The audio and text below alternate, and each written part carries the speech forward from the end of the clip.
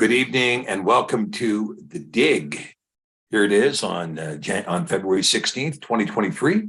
We're joined with our fabulous co-host tonight, Jessica Knock, coming from Great Britain, Catherine Wilmot, also coming from Great Britain, and our good friend John Barr, who is heralding from the Deep South. So we're going to be broadcasting, of course, from an undisclosed location, in the middle of an undisclosed location, bordering on the middle of nowhere. It's not the middle of nowhere, but you can see it from here if you look closely. So tonight's presentation, we're going to be dealing with the issue of Gog and Magog, Gog and Magog.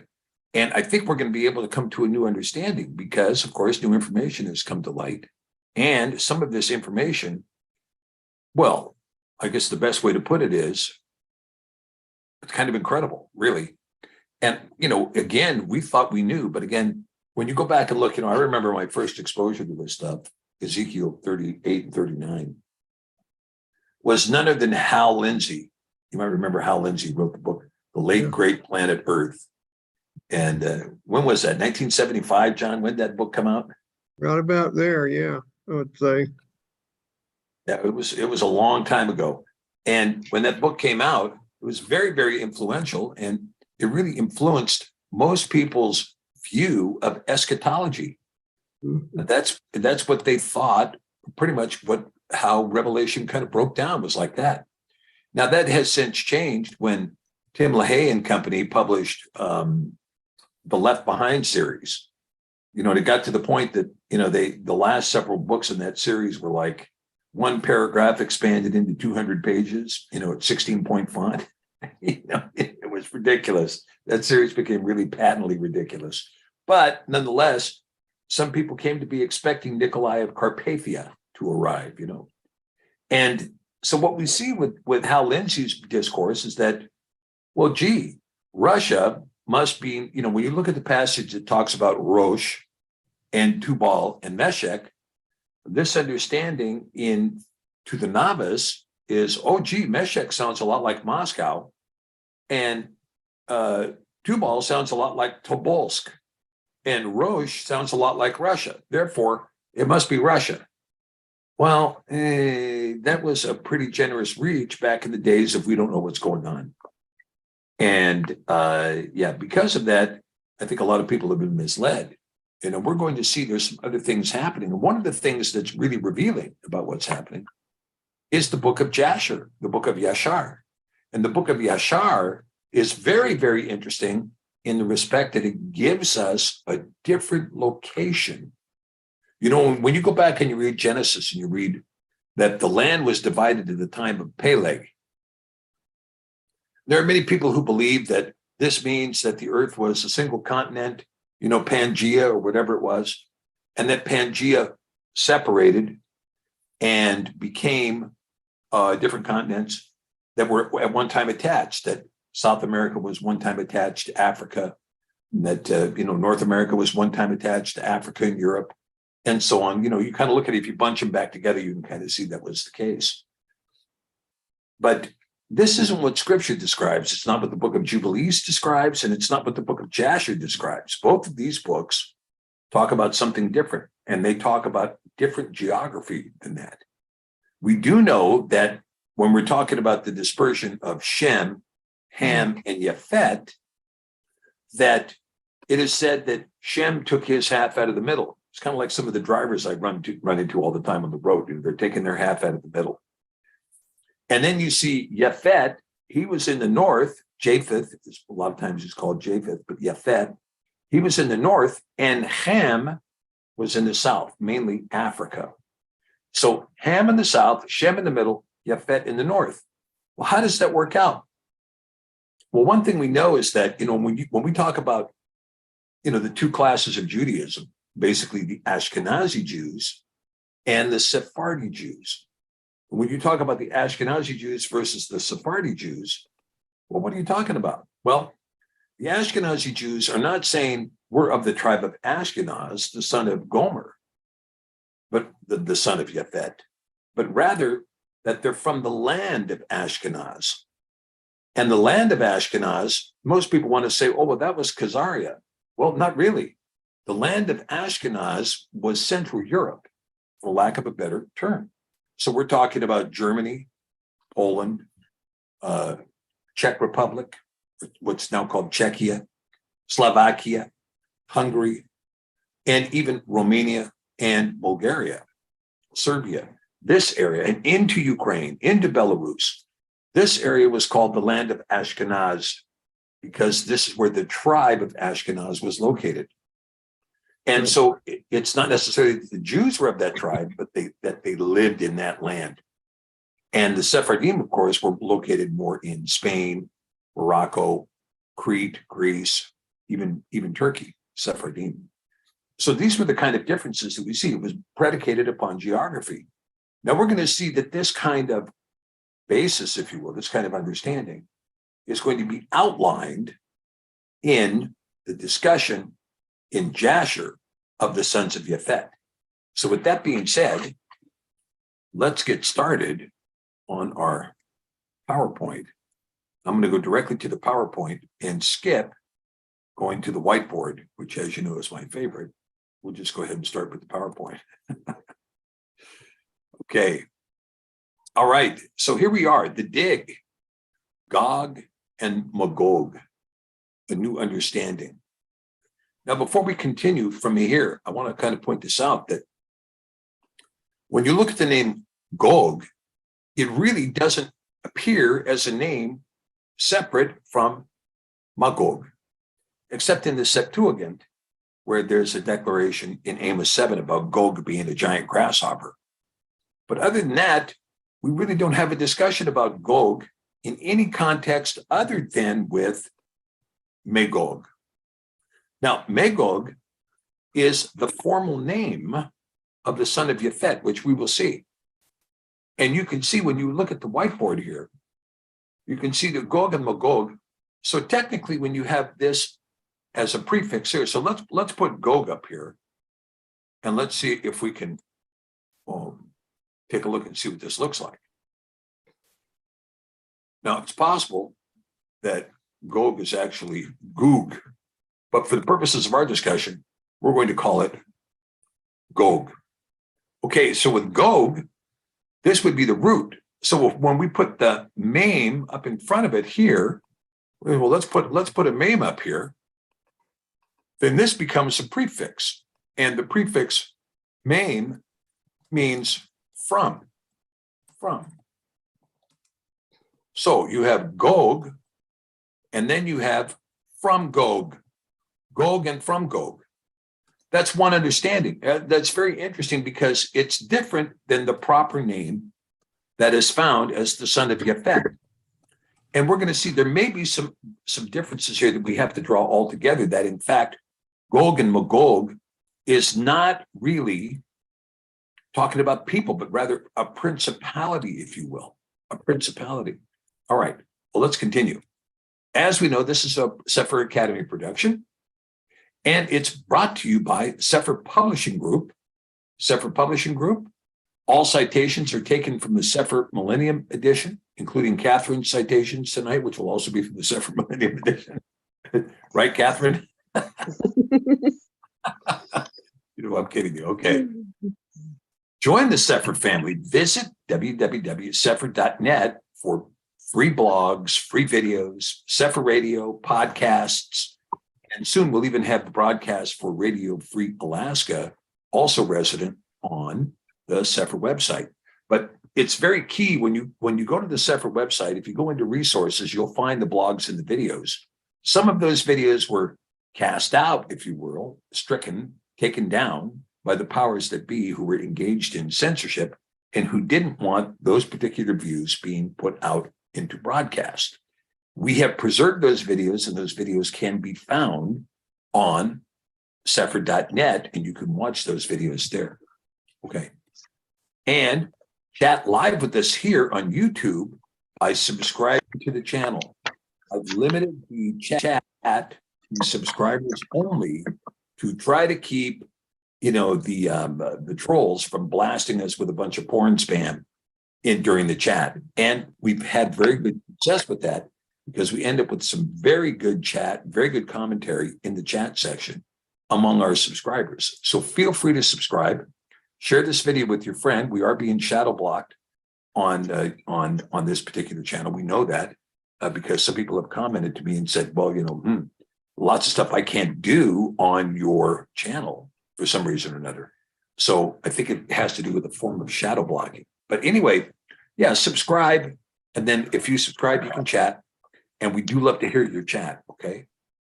Now, in addition, I just want to remind everybody that there is a federal law. And some people are completely ignoring this. In particular, there's a couple of governors that are totally ignoring this under the belief that they can intimidate people into no longer speaking freely.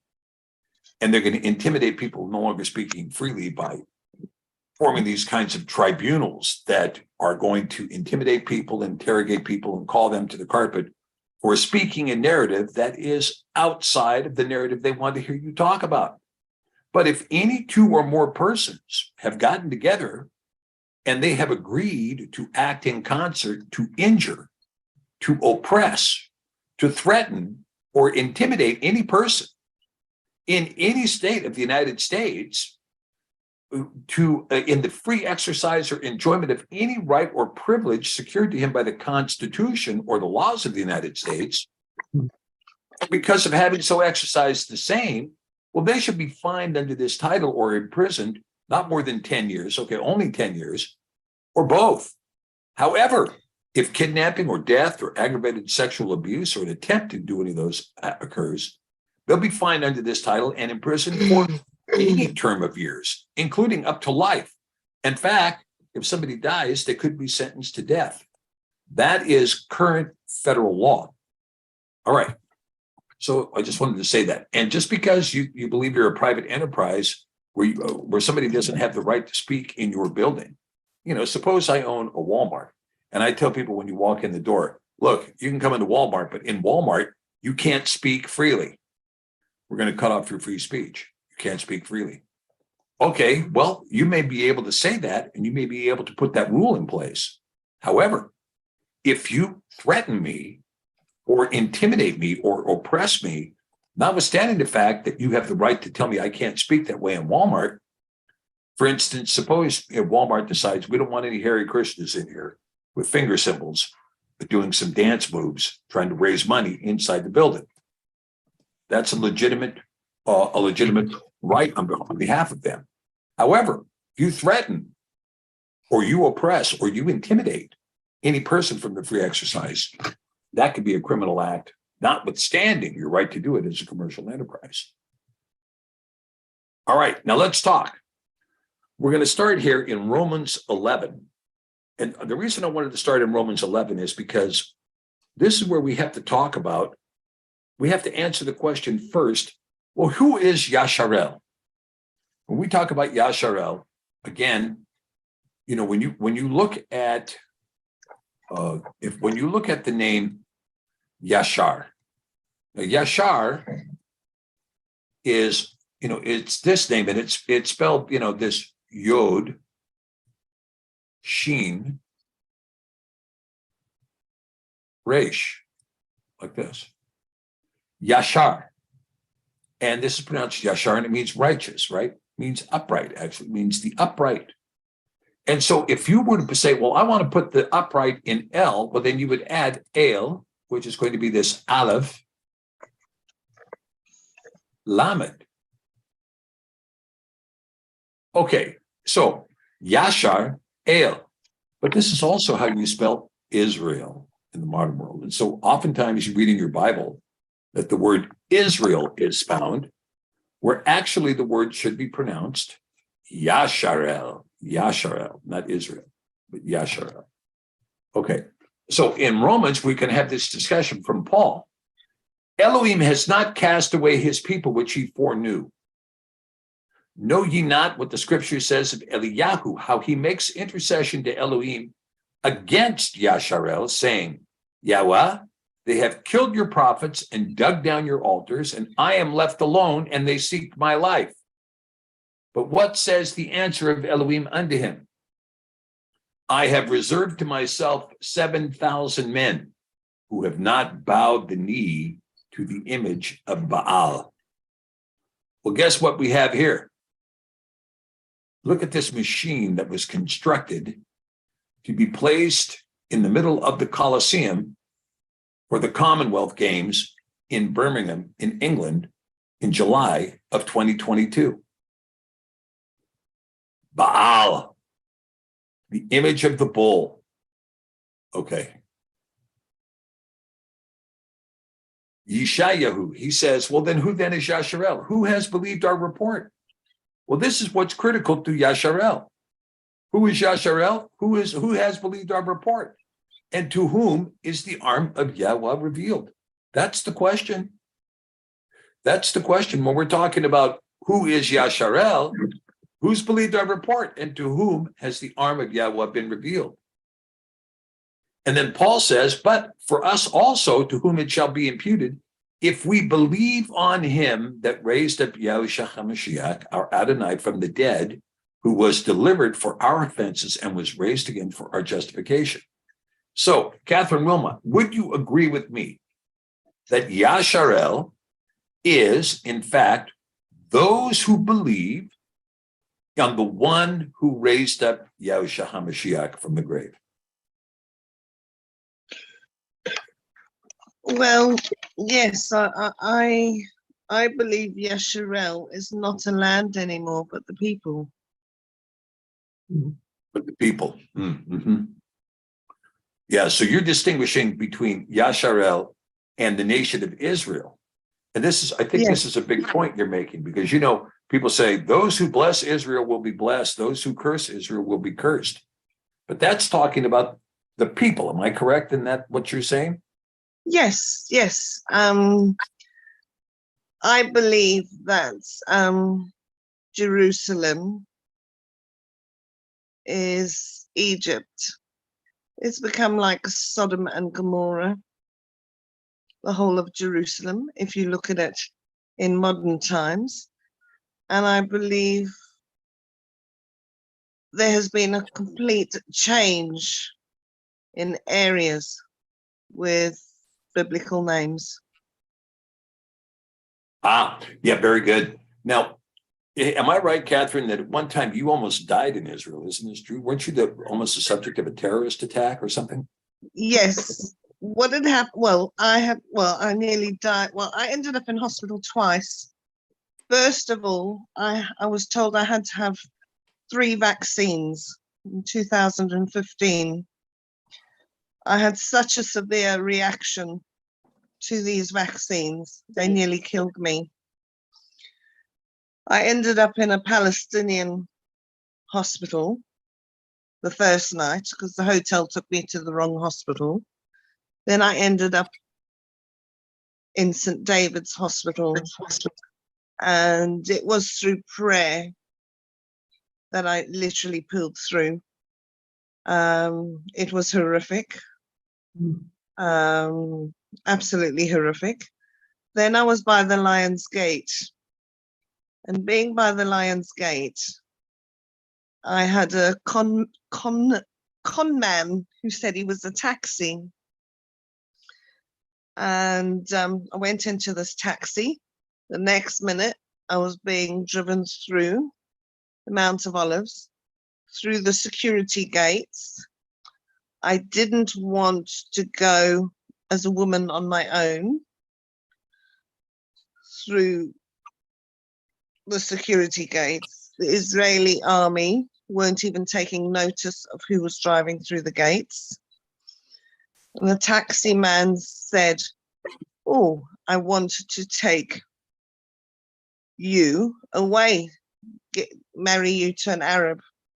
And at the time, it was the height of the war that was going on in Syria. And I had this terrible feeling that he was going to give me to ISIS. Awful feeling. By quick thinking, because I had a heart condition, I had a reveal in my chest, which actually went up to a satellite straight to the hospital, so they could monitor my heart at all times. What had happened was I had this thing in my bag and I said, see this? I said, you can smash it up but you can't smash up what's in my chest. The minute I leave Israel, I said, we might have a drone after us because they know I won't be in Israel because they monitor my chest. Well, you've never seen a man spin a car round so fast without saying a word, drive so fast and dump me outside the Lion's Gate. So I just think, yeah, I know he's had his hand on me right throughout my life. And not only being in hospital twice in Israel, but also having this guy kidnap me. But I used words of wisdom because I wasn't lying. The reveal can tell your location from a satellite, and it can read your heartbeat. And if they find out that your heart is not working properly or you're in extreme stress, the hospital can tell. And they send the experts out to find you. So in a way, it was a blessing. I don't have one in my chest now. But the thing is, Catherine, is that you have been in Jerusalem, in Israel. Yes, I've had some And wonderful so- experiences. But And for it you to was, say that, for you to delineate between Israel, the nation, and Yasharel, the people, is quite extraordinary given your experience. Israel is not what I thought it would be. I was very saddened by going to, I was very ecstatic because so many beautiful things happened whilst I was there. But I don't see Yasharel in Israel. There are pockets now of Yasharel forming because more and more are coming to the Mashiach. Okay, so let's leave it at that. Let's go to John Barr here. Now, John, now you had experience in Syria, didn't you? Did you have experience in Syria or Iraq? No, I didn't get into the Middle East at all. I was in Kosovo in the Army, U.S. Army, and with NATO, they were over there too. And it was about in the middle of my Kosovo venture that I decided I'm going to get a new job. I'm not going to do this anymore. And I did. While I was in Kosovo, I got a job with the Department of Interior as a park ranger with Fish and Wildlife Service. And I had it in my hand when I got back to the United States. And they told me, we want you to transfer back to the training regiment and take the instructors to Afghanistan to train the Afghan army. And I said, well, I don't think so. And they said, well, we have to talk to the colonel about that. And I was so happy to be able to say, no, we don't have to talk to the colonel because I don't work for you guys anymore. Yeah. And that was a God thing. That was a God thing. That Kosovo was about my 6th wartime deployment. Since I was in Korea and Vietnam, all that back then, and then Desert Storm and the drug wars with Border Patrol and the Canadian border, and of course 9/11 and terrorists and all that. So I'd done my part, and I wasn't going to Afghanistan because I figured we started all this. We started Kosovo. So I changed my career path and went back in reserve. Finished over 20 years, so I retired, but also was working for the Department of Army, and I switched that over to the Department of Interior. Anyway. Yeah, how sweet it is. But I have read many, many things about the Middle East and all that, and even talking about Magog. There is a place, sometimes it's referred to as the gates of Magog, or the gates of Alexander the Great. It's talking about the Darial Pass through the Caucasus Mountains between Georgia speaking and of- Russia. You're talking about on the Georgia military highway that runs up through what they call North Ossetia or Alana in that area? Exactly, yeah. And that pass, the Darial Pass, most of the Russian Jewish people know or feel like that's where their ancestors came through, leaving Assyria. When the Assyrians fell to the Babylonians, that was the way out. They did not, this is the 10 tribes. We're talking about the 10 tribes that migrated north and west. And some of them became the Ashkenazi Jews. Now there's also a kingdom, a Jewish kingdom of the Black Sea, I'll call it, north of the Black Sea, that stretched from Russia, around where Rostov is, across the north coast of the Black Sea, all across Ukraine, was an empire run by Jewish people.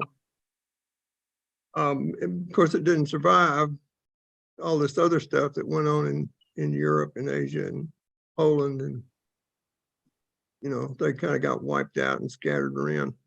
But that was the intent. They will be scattered. Yah said that. I'm going to scatter you all over the nation, all 12 tribes. Yeah, So yeah, very true. But now when you talk about this pathway, now I've been on that highway myself, and yeah, it's very interesting because in Georgia, with the Caucasus, they rise up to about 18,000 feet. So it's a dramatic mountain range. And it goes from the Black Sea to the Caspian Sea. And so it's a very much a natural perimeter, if you will. yeah. And really there's only one pass that's passable. You can go up in the mountains and you can take some, goat paths if you want. Yeah, there's some possible. goat trails. Yeah. But when you're talking about a migration route, you have to go up that same place where that Georgian Russian military road is. And I've been on that highway, and I can tell you that there's a place in Georgia when you leave the city of Tbilisi, which is the capital city there, and you go north on that highway, you come to the most holy site in Georgia, and it's a place called Sveti Sveneti. And this place, one river comes down like this, and it butts right into a granite wall, and another river comes down this way. So there's a T-junction there, and this granite erupts up into the sky here, very high. And on top of this eruption of granite, there sits a monastery called the Javari Monastery. It sits on top of that granite.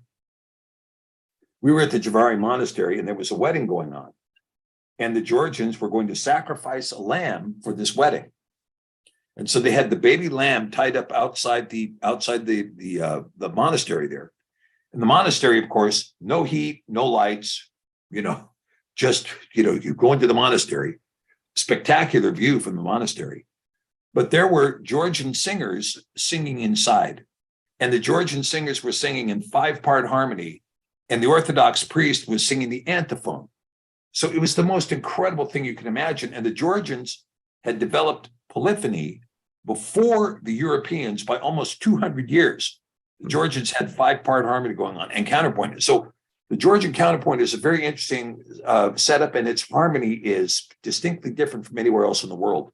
And then once you add one of those Georgian reed flutes to it, well, you've left the current time epic and you've gone back 1,000 years. But at any rate, down in the valley there where the two rivers come together, the most sacred site in Georgia called Sveti Sveneti, the big cathedral is there.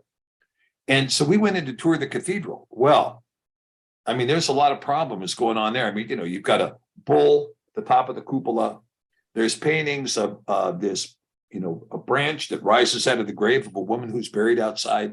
There were even places where they used to handcuff children for sacrifice, for slave rituals and so on, at the cathedral.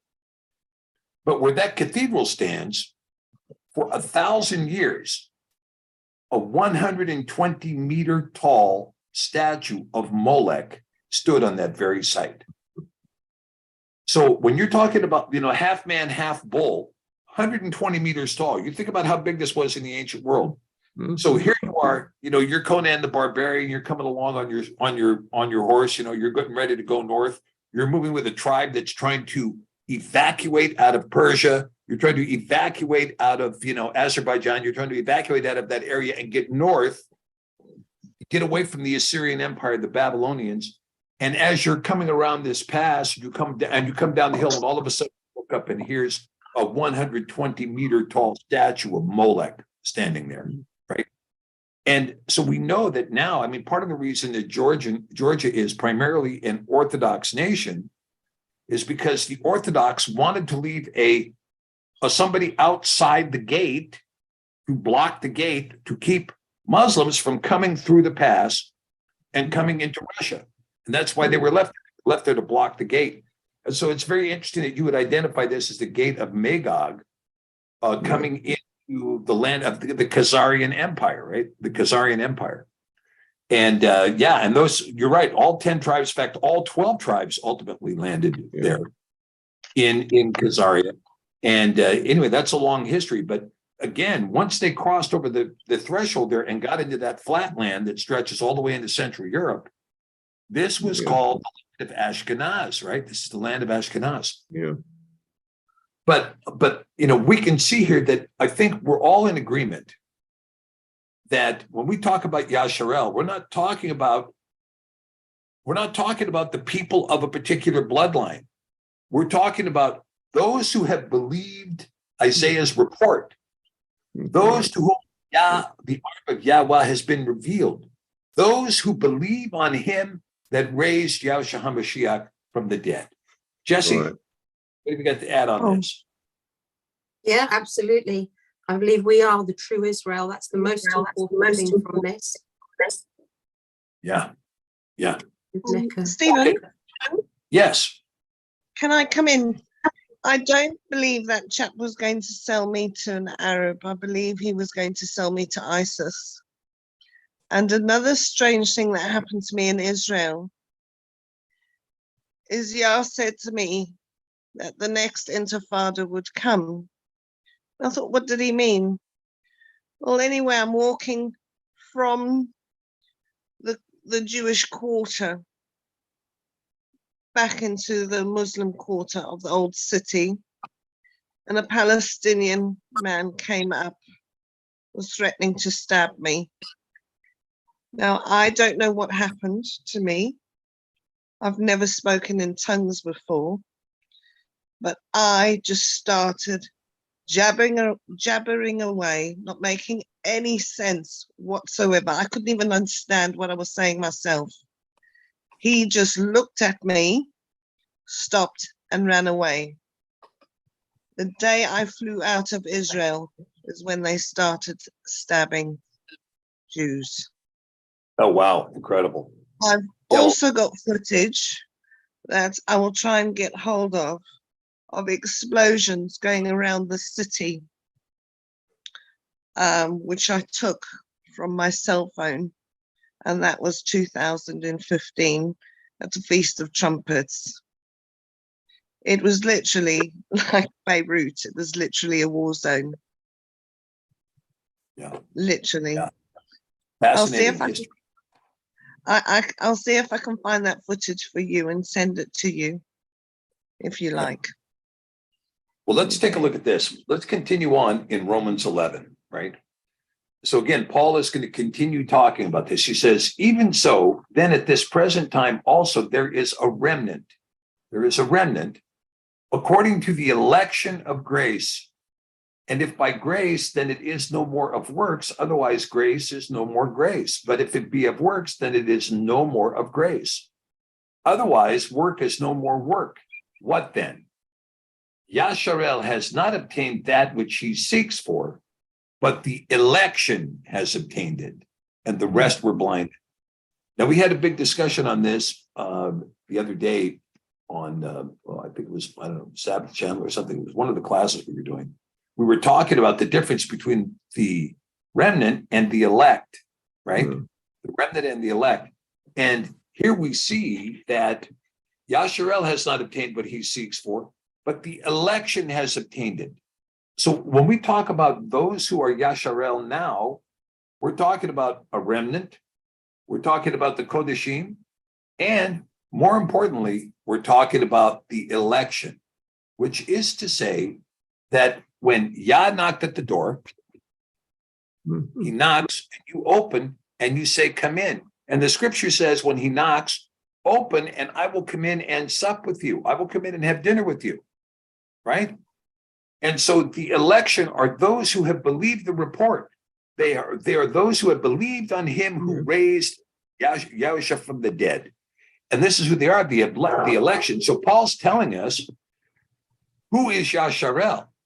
Yasharel is the election. The election has obtained it.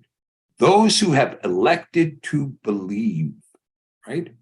And this election was what? It was election from grace and not from works. But what is grace? Grace is not a license to sin.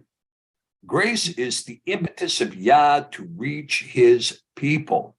Yeah. This is what grace is. I'm going to stand at the door and knock. That is grace. I'm calling to you. Hello, I'm here. I'm outside. Come, look. I'm calling you. I'm the one that made you. I'm the one that knit you together in your mother's womb. Do you hear my voice? Can you hear me? I'm calling you. And you've got a choice. You can say, yes, I hear you. Here am I. I believe the report. Or you could say, get out of here. I'm not interested in hearing any of that stuff. I'm too busy making money. Or whatever it might be, right? And so instead what we see this. Now, Paul's going to continue. He says, according as it is written, Elohim has given them a ruach of slumber, eyes that they should not see, and ears that they should not hear unto this day. And David says, let their table be made a snare and a trap and a stumbling block and a recompense unto them. Let their eyes be darkened that they may not see and bow down their back always. Well, that's quite incredible. For I would not, brethren, that ye should be ignorant of this mystery, lest ye should be wise in your own conceits, that blindness in part has happened to Yasharel until the fullness of the other nations comes in. What part of Yasharel is not blinded? The part of the election, the remnant of Yasharel that has believed the report. And so all Yasharel shall be saved, as it is written, there shall come out of Zion the deliverer, and shall turn away wickedness from Yaakov, for this is my covenant unto them, when I shall take away their sins. So this is an ultimate prophecy. But in the meantime, who are we talking about Yasharel? It's just, as you said, John, they've been scattered throughout the whole earth. The tribes have been scattered throughout the whole earth. And so consequently, the message of salvation has gone out to the whole earth. Yeah.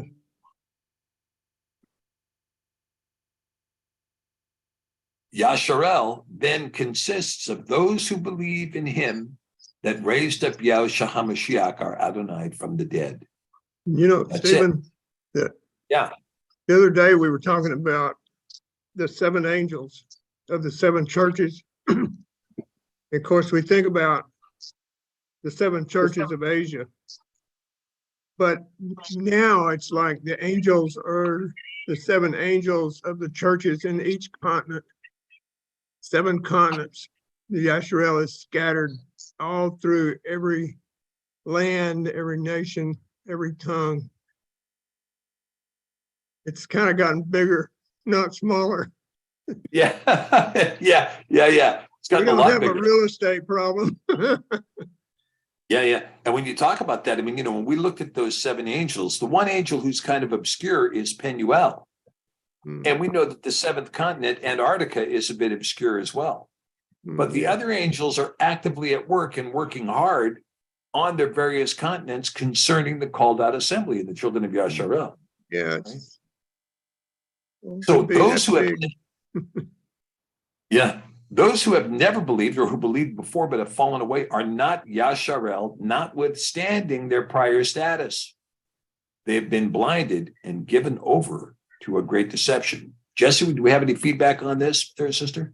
Yeah, okay, we're just copying. So, Burke Exted, it's a question, so I will come back to that one. Copperstone Farm belief destroys Belief destroys destiny of bloodline in the same way a mountain can be moved with the faith of a mustard seed. And Beck Exted is asking, are the remnant those who have been passing down Yah's word over the generations, the elect ones being those alive at the time of the Cepher trumpet when it happens? Yeah, and I don't think so. I think the elect have existed really from time immemorial. There have been, the elect have been with us, present at all times. There's a very interesting passage in Luke during the Transfiguration that we feature in the Cepher that doesn't appear in other texts. That's because other texts left out a Greek word. And the Greek word appears where Mashiach is on the Mount of Transfiguration. And when they hear the voice of Yah, the voice says in most texts, "This is my son, hear him." But in Luke, in the one particular passage in Luke, it reads, "This is my son, the elect one, hear him." And Hanok, the book of Hanok, prophesies about the elect, starts talking about what's going to happen to the elect and how really all of prophecy is about the elect. And the elect, to Yah, he knows who's going to choose him and who isn't. He knew that from the very beginning. We do not know that, and it's not our business to know what he knows or doesn't know. Our business is to be about the work of the kingdom. And because of that, the elect have been known for a long time, and prophecy is about the elect. So when we talk about Yasharel, even if you go back and you look at the history of Yasharel in the book of Jubilees 2, Yah says, "I have picked these people as a peculiar people to be my people." And the true teaching is that the seed of Yaakov was adopted by Yah. That he says, "I'm going to call the seed of Yaakov my firstborn son." That's an adoption by Yah. And so this adoption by Yah is predicated on what? He tells you why he picked the seed of Yaakov. Why did you call these people the chosen people? Because they would guard my Shabbat. They would guard my Shabbat. And we see that at all times, the elect are those who say, "I believe in this Yahuwah who raised up Yahushua from the dead, and I choose to follow his commands." And so because we choose to follow his commands, we become the elect. We have elected to join the covenant that was expressed by Yahushua at the Last Supper, when he said, "Zebret hadashah badami." This is the renewed covenant in my blood. This is the renewed covenant in my blood. And when we join that covenant, we're what you might call a third-party beneficiary to the covenant. We're a third-party beneficiary, a covenant between Yah, the Father, and the Son, and we adhere to that contract. We adhere to that contract by agreeing that the wine of the Last Supper is in fact the expression of the renewed covenant of Yahweh. And we step into that portion. And so as a consequence, we have elected to be those of salvation. And it wasn't our decision to elect to do it. We were graced by the Ruach HaKodesh to make this decision. So the Ruach called us out. But some people, the Ruach has called to them too, and they've said, "Forget it, I'm not going there." But others, the remnant, the called out, the few, the elect, have said, "No, I am going to adhere to the covenant." And that is who is Yasharel. Yeah. All right. So Dirtbuster 262, just two great scriptures from two viewers here. John chapter 6 says that none can come to Yahusha unless given to Yahusha by Yahuwah, and he will lose none. And Amber Salma says, "But ye believe not, because ye are not of my sheep. As I said unto you, my sheep hear my voice, and I know them, and they follow me." And that's from John chapter 10, 26 to 27. So it's succinct with what you were just saying. huge points. Those are huge points, great scriptural citations. And they do make the point that those who are of his sheepfold hear his voice. Hear his voice. John, you got some comments you want to put in on that? Yes.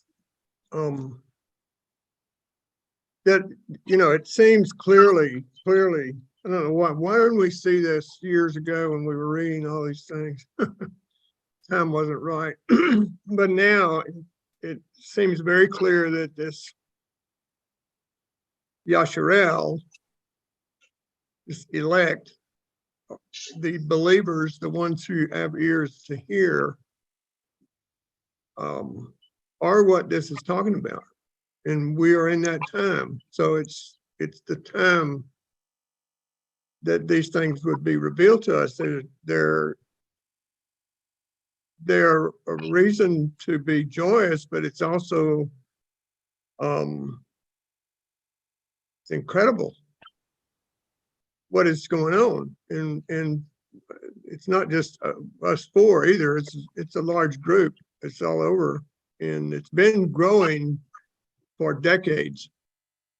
In one movement or another, I'll use that term movement because people get stuck in the movement. They don't go any further.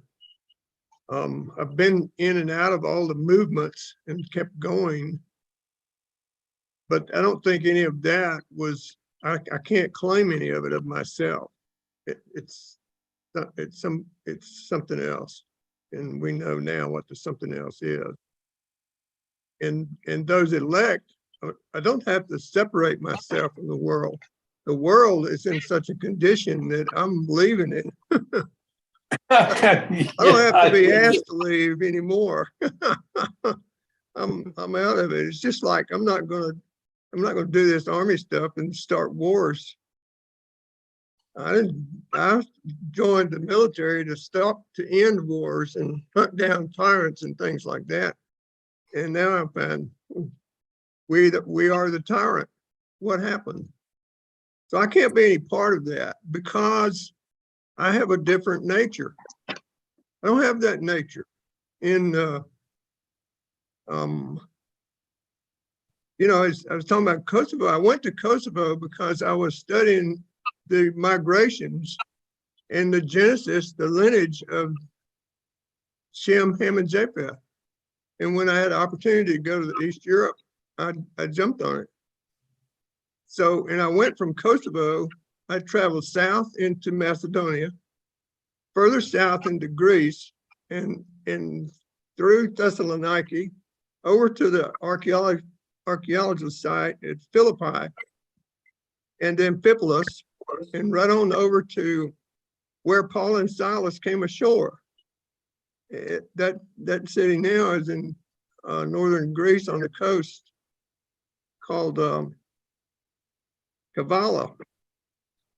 And all of these sites are named in the scriptures. And then I went on further into Bulgaria, and I'm following the migration tracks backwards.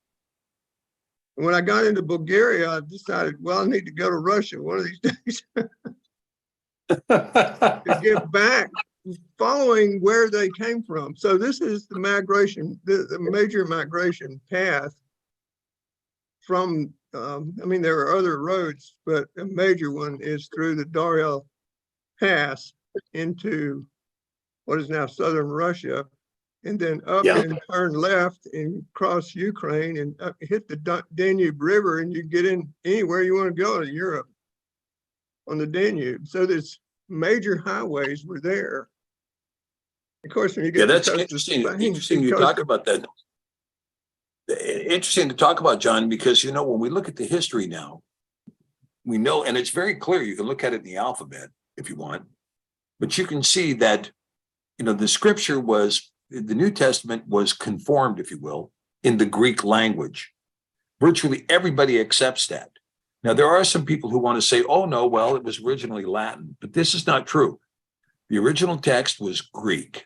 Yeah. And since the original text was Greek, you see that Constantine moved the capital from Rome to a city he would call Constantinople, a place after himself, right? Constantine city, Constantinopolis, Constantinople. And this became the Byzantine Empire. Now, the Byzantine Empire, unlike Western Rome, which fell in the early 400s, and it fell because nobody really wanted to keep it up anymore. It fell because people were selling it out, because there were traders at the helm. corrupted individuals, morality was completely gone. All of these things happened, and so the empire fell. And they elected to put together a religious empire instead of a political empire to maintain controls. But Byzantium did not fall. Byzantium hung in there for another 1,000 years until 1453. And when you look at this, this was the seat of this New Testament church. Yeah. This was where the New Testament was crafted. This is where the New Testament was held in the Hagia Sophia, this huge temple in Constantinople, and where it was being held there in this place. And when it got to the point that it was falling, the last princess of the Byzantine Empire, her name was Zoe Paleolog, she escaped out of Constantinople, went to Rome, and then Rome said, we're going to send you off to Russia to marry the Tsar and convert him to Romanism. And when she got to Russia, she instead was converted to Russian Orthodoxy, took on the Russian language, and Russia became the successor to the Byzantine Empire. Yeah. So when you look at the Byzantine Empire was Greek speaking, and the Greek language uses the Cyrillic alphabet. Right. So is it any shocking revelation here that the successor to Byzantium, which by the way was the largest form of the Roman Empire when they were in power, that its successor would also be a country whose language is predicated on the Cyrillic alphabet, and who, following this transition of power in the 1400s from Zoe Paleolog, from the last Byzantine princess, to Ivan III, the father of Ivan the Terrible in Russia, you go from 1453 until 1921. That's about a 500-year period of this being a ferociously Orthodox Christian country. Yeah. So, I mean, that's something to consider. Now, let's take a look. Let's take a look at this thing here in Jasher, and we're going to start to see a little bit more of a display here. So we're going to be talking about the sons of Yapheth or Japheth. And the sons of Yapheth, the son of Noach, went and built themselves cities in the places where they were scattered. And they called all their cities after their names. And the sons of Yapheth were divided upon the face of the earth into many divisions and languages. And these are the sons of Yapheth, according to their families: Gimir or Gomer, but Gimir is better, Magog, Madai, Yavan, Tubal, Meshek, and Thrace. These are the children of Yapheth according to their generations. Now, I want to make sure that we see here that one of these children is Magog. Okay, very important aspect of our discussion here. Now, when you start looking at this one, Thrace, when Jesse and I did a show with Zen Garcia talking about the Thracian Chronicles. Now, these Thracian Chronicles go back and discuss the Thracian kings and appear to have an antediluvian record as well in their chronicles, which I find is very interesting. Well, this is Thrace, and Thrace, when you talk about the land of Thrace, you're talking about Bulgaria, Romania, Right. Yeah. basically the Eastern Balkans going to the Black Sea, right? Thrace. Right. So we have some idea where they went, but do we have any idea where the rest of these guys went? Well, let's see if Jasher is going to give us any information. The children of Gemir, according to their cities, were the Frankum, who dwell in the land of Franza, by the river Franza, by the river Sena. And the children of Rifat are the Bartonim, who dwell in the land of Bartonia, by the river Lida, which empties its water into the great sea Gishon, the North Sea, that is Oceanus. Okay. Now, this is interesting because there is this river Lida in north central Germany, the river Lida. And the river Sena, of course, is the Seine, is the river which runs through the heart of Paris. The river Franza is a river that we call the Rhone that runs through the center of France. And so here we have, which is so amazing to me, is that Jasher is telling us that Gomer or Gemer were the Franks, were the French. Now, I can tell you that I think there is a lot to be said for this, because when we were in York, in Britain, we had the opportunity to go into the York Minster Cathedral, which is one of the largest churches. I think it is the largest church in Britain. Huge cathedral. And inside that cathedral, there were 15 statues of the kings from William the Conqueror forward. And when you look at William the Conqueror and his immediate successors through the Edwards, all the way to the second, you see guys with afros. William the Conqueror, he had an afro. Edward I, afro. These guys had afros.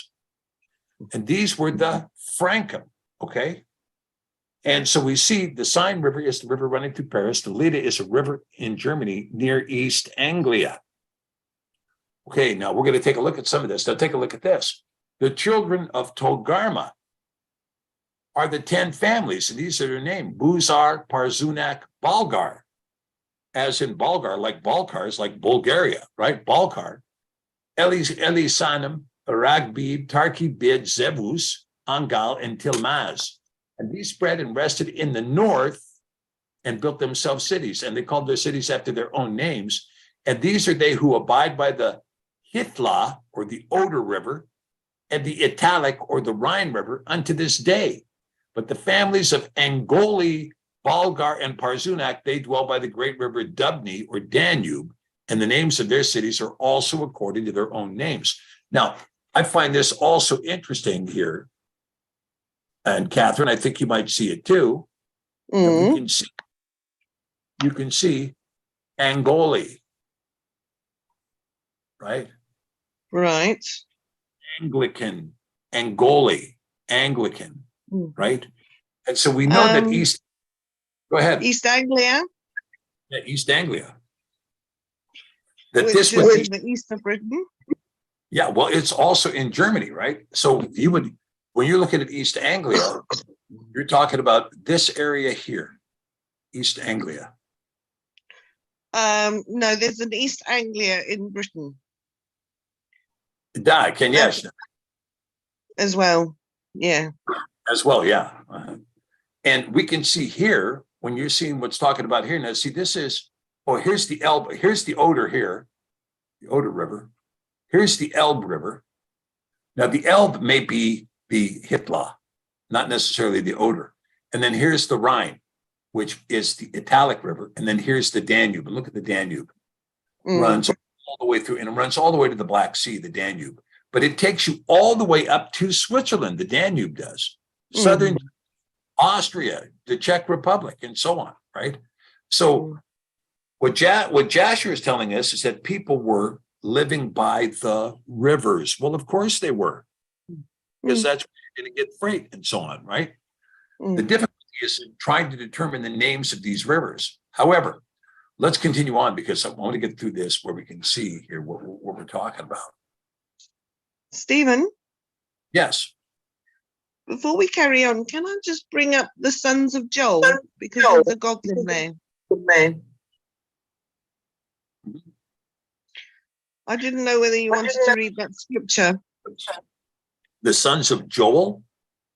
Yeah, one of them was called Gog, and I was wondering if the time frame would have been round about Brutus. I was wondering if you could check that for me. I think it's in First Chronicles. Okay, let me see if I can find it while we're talking. Yeah, I've seen the name too in First Chronicles. However, I don't believe that is the same Gog. I mean, it could be, but I think, let me see if I can find that here. Just 1 second. We'll see if we can get to it.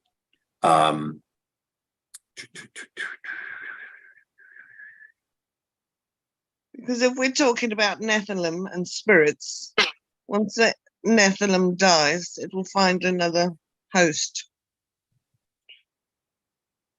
Yeah.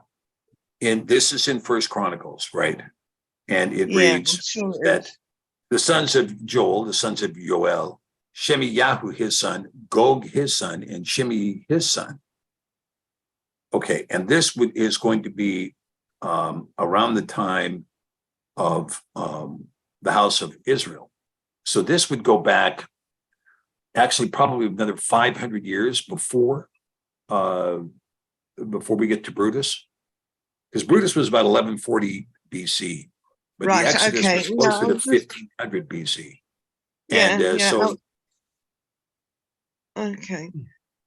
No, I was just wondering whether there was a transfer of spirits with that name. yeah, I mean, there is a chance of it, but let's get to it because we're going to talk about what appears in the record here, okay?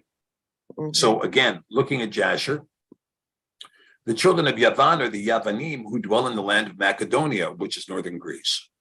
And the children of Madai are the Orilim that dwell in the land of Kherson, southeastern France. And the children of Tubal are those that dwell in Tuscana, or Tuscany, by the river Pashia, or Arno. And the children of Meshek are the Shivashni, and the children of Thrace are Rushash, Kushni, and Angolas. And all these went and built themselves cities.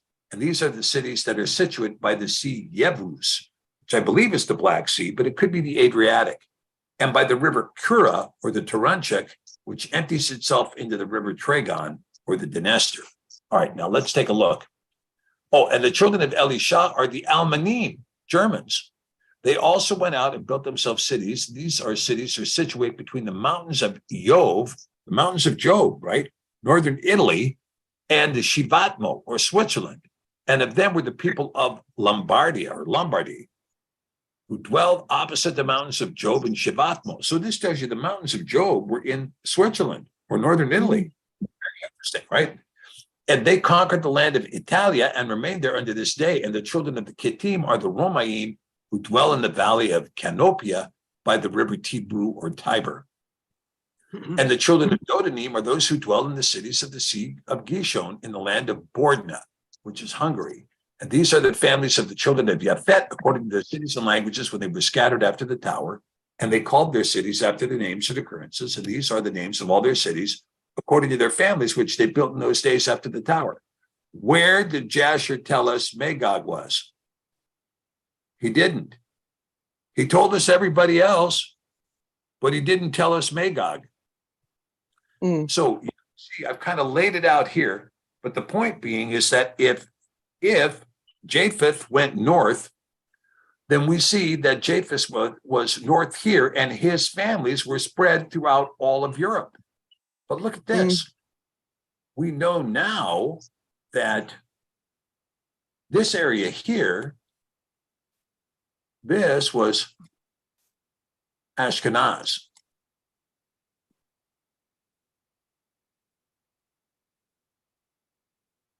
Jasher doesn't tell us that, but we know that the Jewish record tells us that.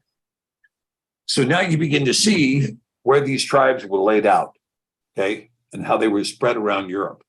But where's Magog? No discussion at all of Magog. All right. So with that being said, let's see what we can find. I have an idea. Just thought of this. You remember how we've talked before about how people in this ancient people did not describe themselves as their own name. They would refer to themselves as some ancestor, like Abraham was a Hebrew from Eber. Now, I thought about this when we were talking about the pass, one of the names of the Dariel Pass, gates of Magog, and also Alexandria. These are terms that showed up in different time periods. But what if they called the gates of Magog was the whole they were referring to the family of Japheth that came through the pass, all of them. And now this land of Magog is what we're looking at on this map. It's all these sons of Japheth and grandsons, and they use that name. I don't know. I just thought of that. Yeah, that's a good point, Don. So they don't have a place named Magog. This is Magog. These are the children that came from Japheth, but they didn't use his name because his name's used in Greece for Jupiter.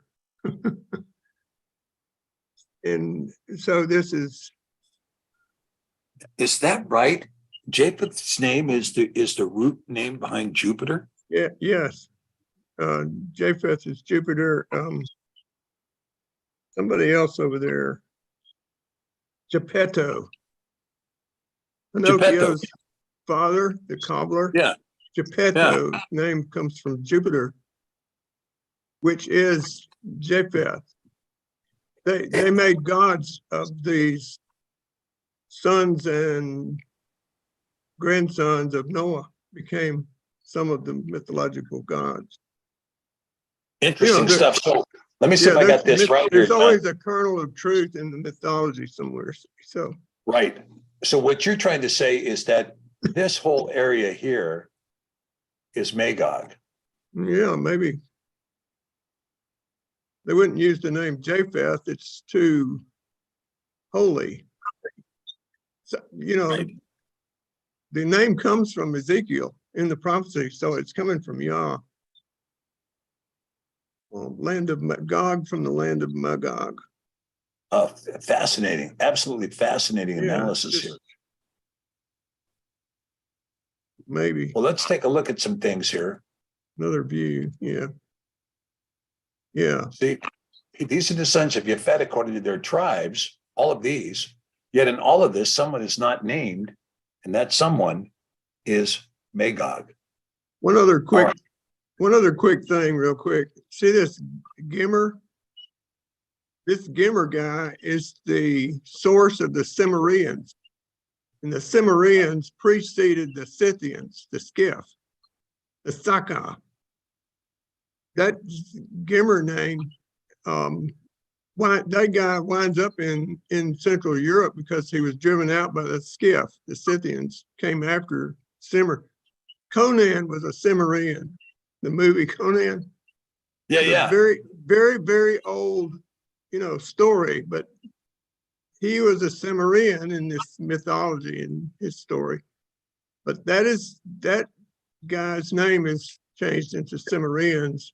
And then the Scythians, they were all horse culture people, nomadic. And the other thing, connection with the Franks, the Cimmerians that broke the horses in Central Asia, they domesticated horses first, and they invented trousers. And the Gauls, when the Romans got in there, the earliest people that had on trousers in Europe were the Gallic people in France, Germany area. This is another clue. And their artwork, their gold work, is another cultural link from the Cimmerians back into Europe or forward. You can't ride a horse with a toga. You got to wear pants. Yeah. You got to have trousers. Yeah, you don't want to be. You don't want to be in a toga, especially if you're like riding for a couple of days. No, the toga's not going to cut it. The toga is not cut it, right? You need But, leather trousers. Yeah. Take a look at this for just a second, Anyway, because when you talk Gemer, okay, now Gemer, if you look at Sumerian, right, that assumes that this C in the Sumerian it's simmer. is pronounced as a right, but what if it's Cimmerian. pronounced ka? Okay, so now when you talk about Cimmerian as opposed to Gimerian, Cimmerian, right? You can see the Germany. closures in how we got that name, right? Yeah, Germany, right? There we go, right? I mean, here it comes.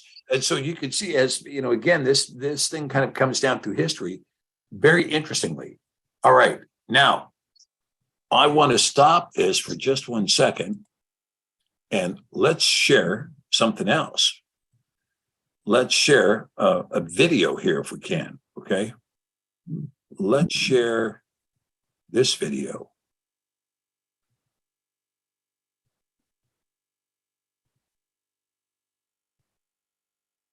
Oh, whoop. I forgot to share it with audio. Just a minute. We don't want to do that. We want to make sure that we share it with audio. Share the screen and share some sound. Okay, we'll share some sound on this one. Okay, good.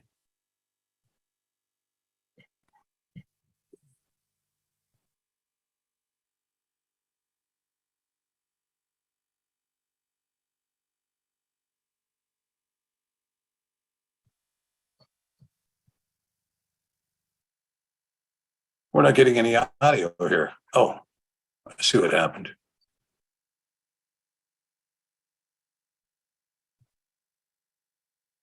All right, hold on.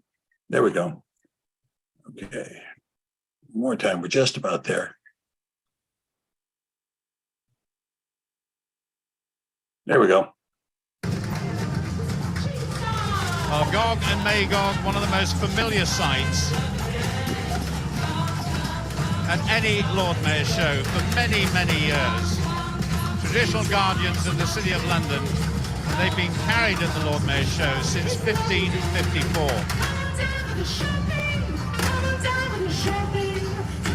The current wickerwork, Gog and Magog, well, it was wooden statues up until 1708. They were carved, but as you can imagine, they were very, very heavy indeed. Now we can see here at this point that this is, in fact, St. Paul's, right? That's St. Paul's Cathedral on Lute Hill, right there in downtown London. Okay. This is not our only share on this information. We actually have a video. Let me see if I can find it. Maybe I can, maybe I can't. Who knows? Let's see here. Let's see what we have here. Oh, well, maybe I can't find it. Hold on just 1 second.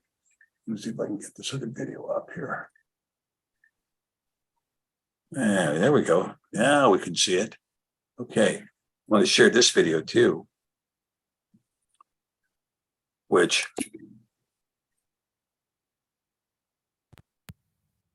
let's take a look at this one. Go to full screen. It's going to take a second. Here we go. Sculptor David Evans puts the finishing touches to two old friends of Londoners, Gog and Magog. 12 years ago, effigies of the two giants were destroyed when the city's Guildhall was blitzed.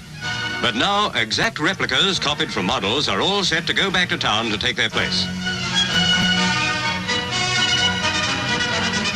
Outside Guildhall, where Gog and Magog have made their home since the reign of Henry V, crowds welcome their return. Weighing 3/4 of a ton each and standing 9'3", they dwarf the onlookers. Although no one's sure why they should live in Guildhall at all, it's certainly like old times to have Gog and Magog in London again. Certainly like old times to have Gog and Magog in London again. Yeah.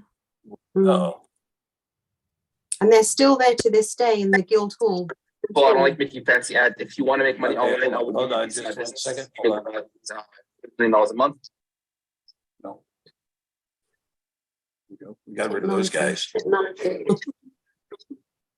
Yeah, so Catherine, what's your take on this? Well, it's very, very interesting. We know that there's a chap named Brutus, who was the first king of the Britons, who arrived from Europe.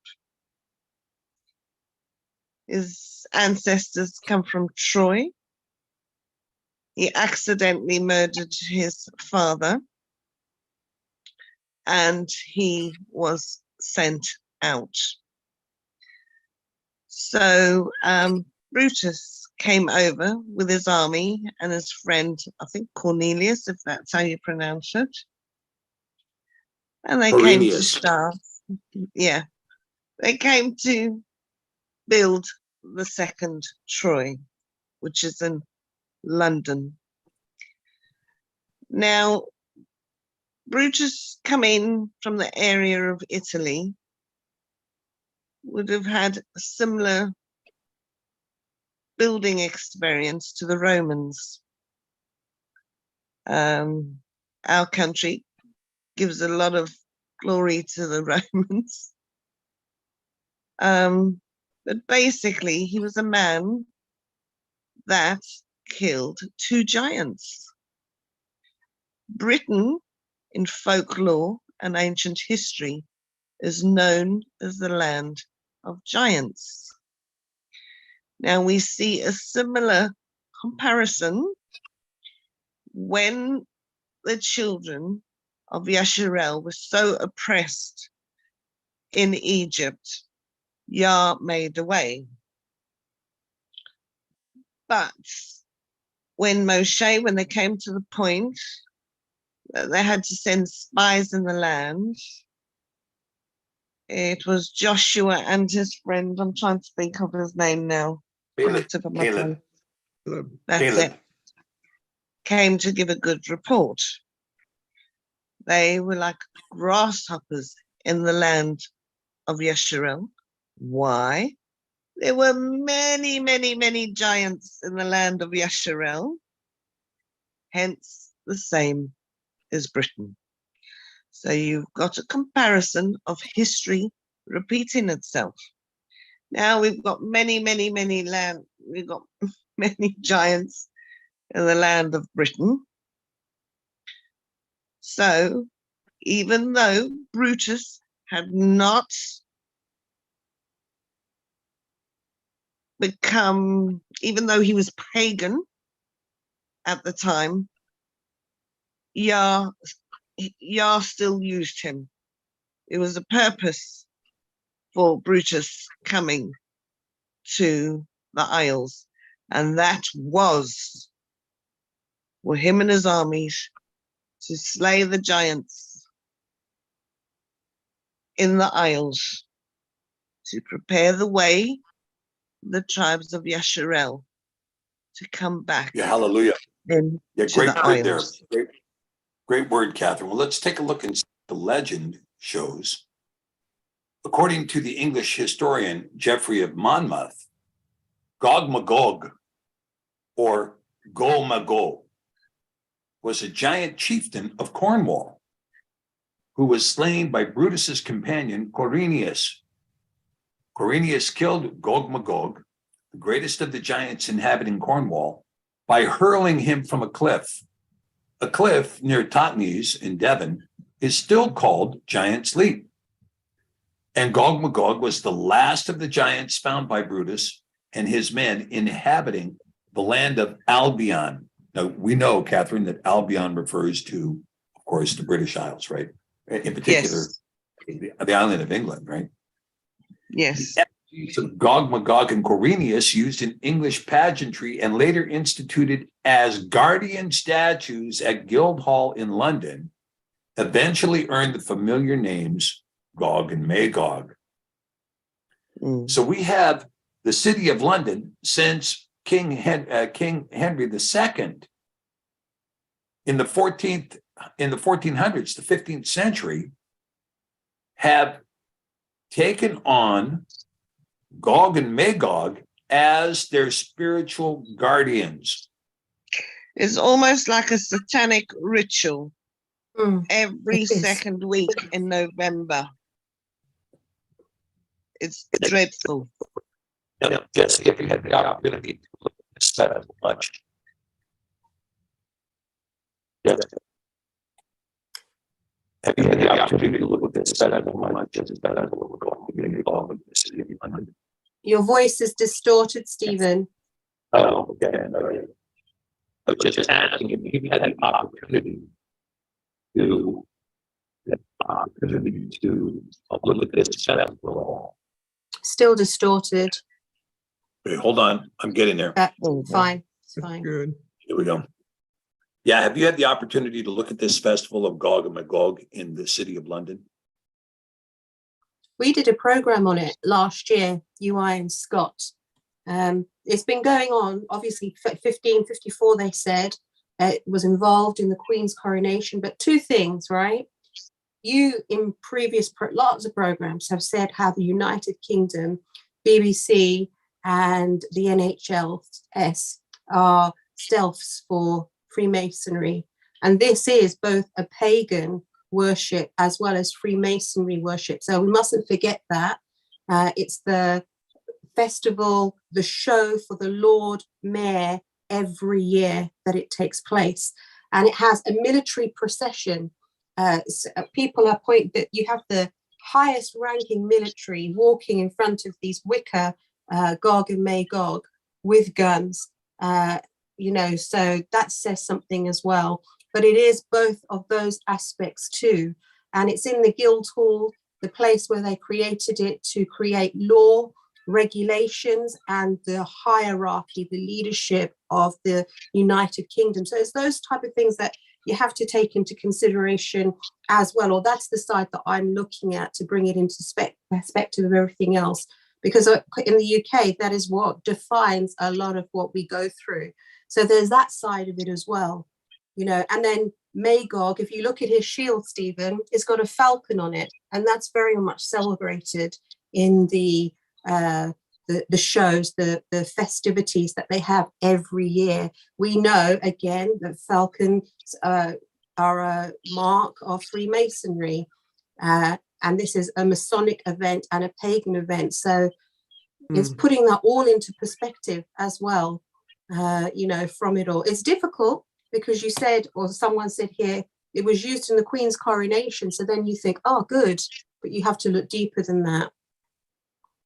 Yeah, that's very fascinating that the two of you can bear witness to this festival, because we know that there is a major infestation inside the United Kingdom that really is oppressive over the believers, which is Masonry, which is the paganism, and now we see at the gate is Gog and Magog.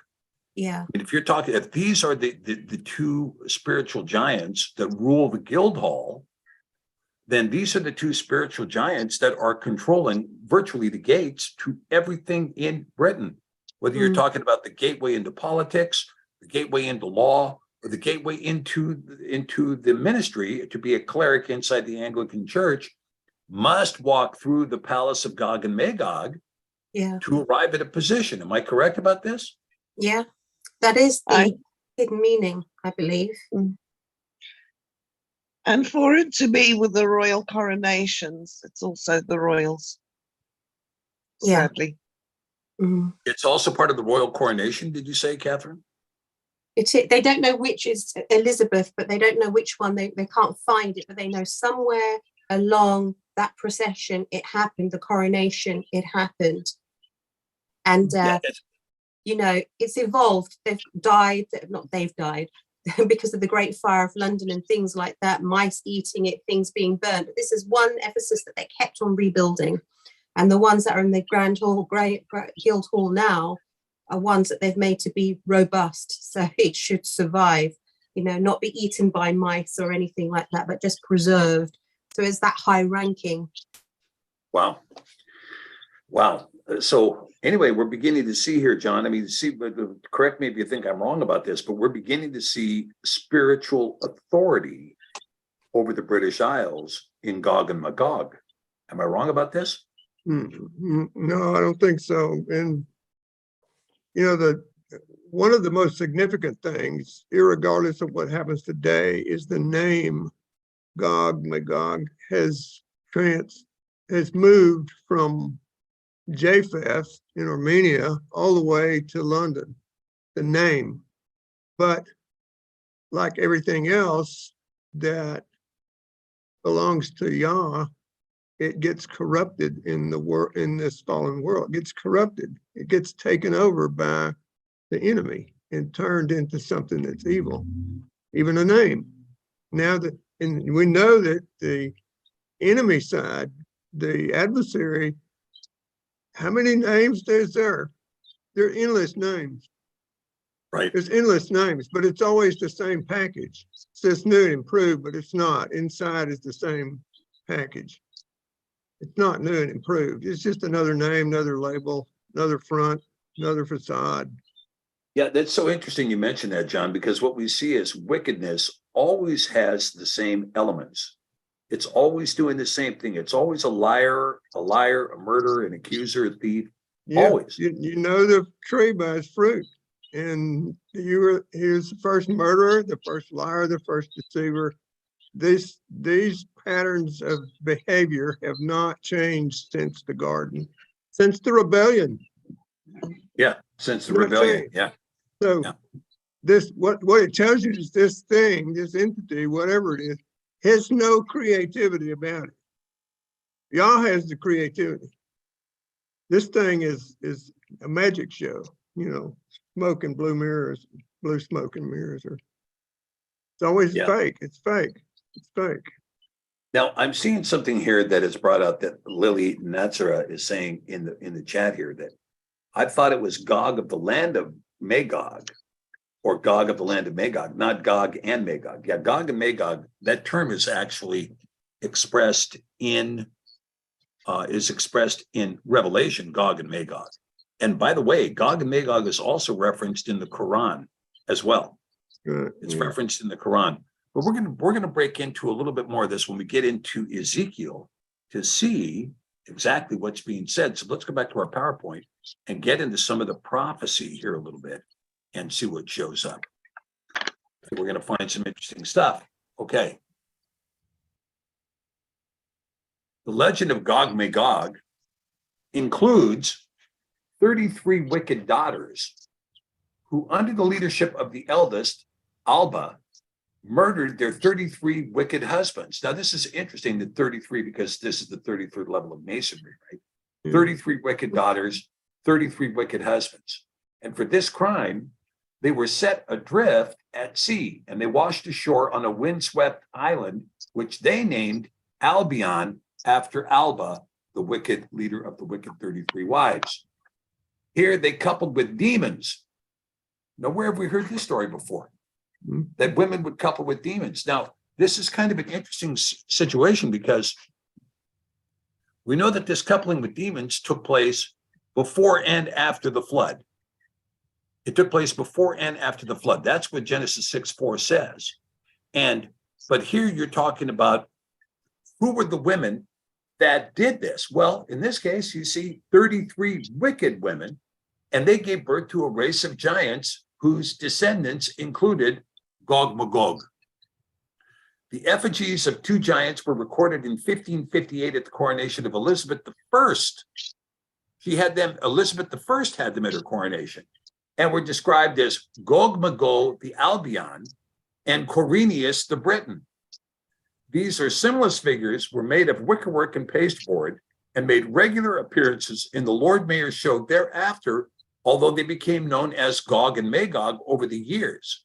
Images of Gog and Magog depicted as giants are carried by the Lord Mayors of the City of London in a traditional procession in the Lord Mayor's show each year on the second Saturday of November, just as you talked about, Catherine.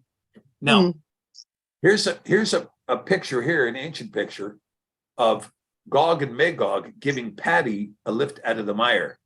Now, Paddy is the derogatory term for the Irish, right? They call the Irish Paddy.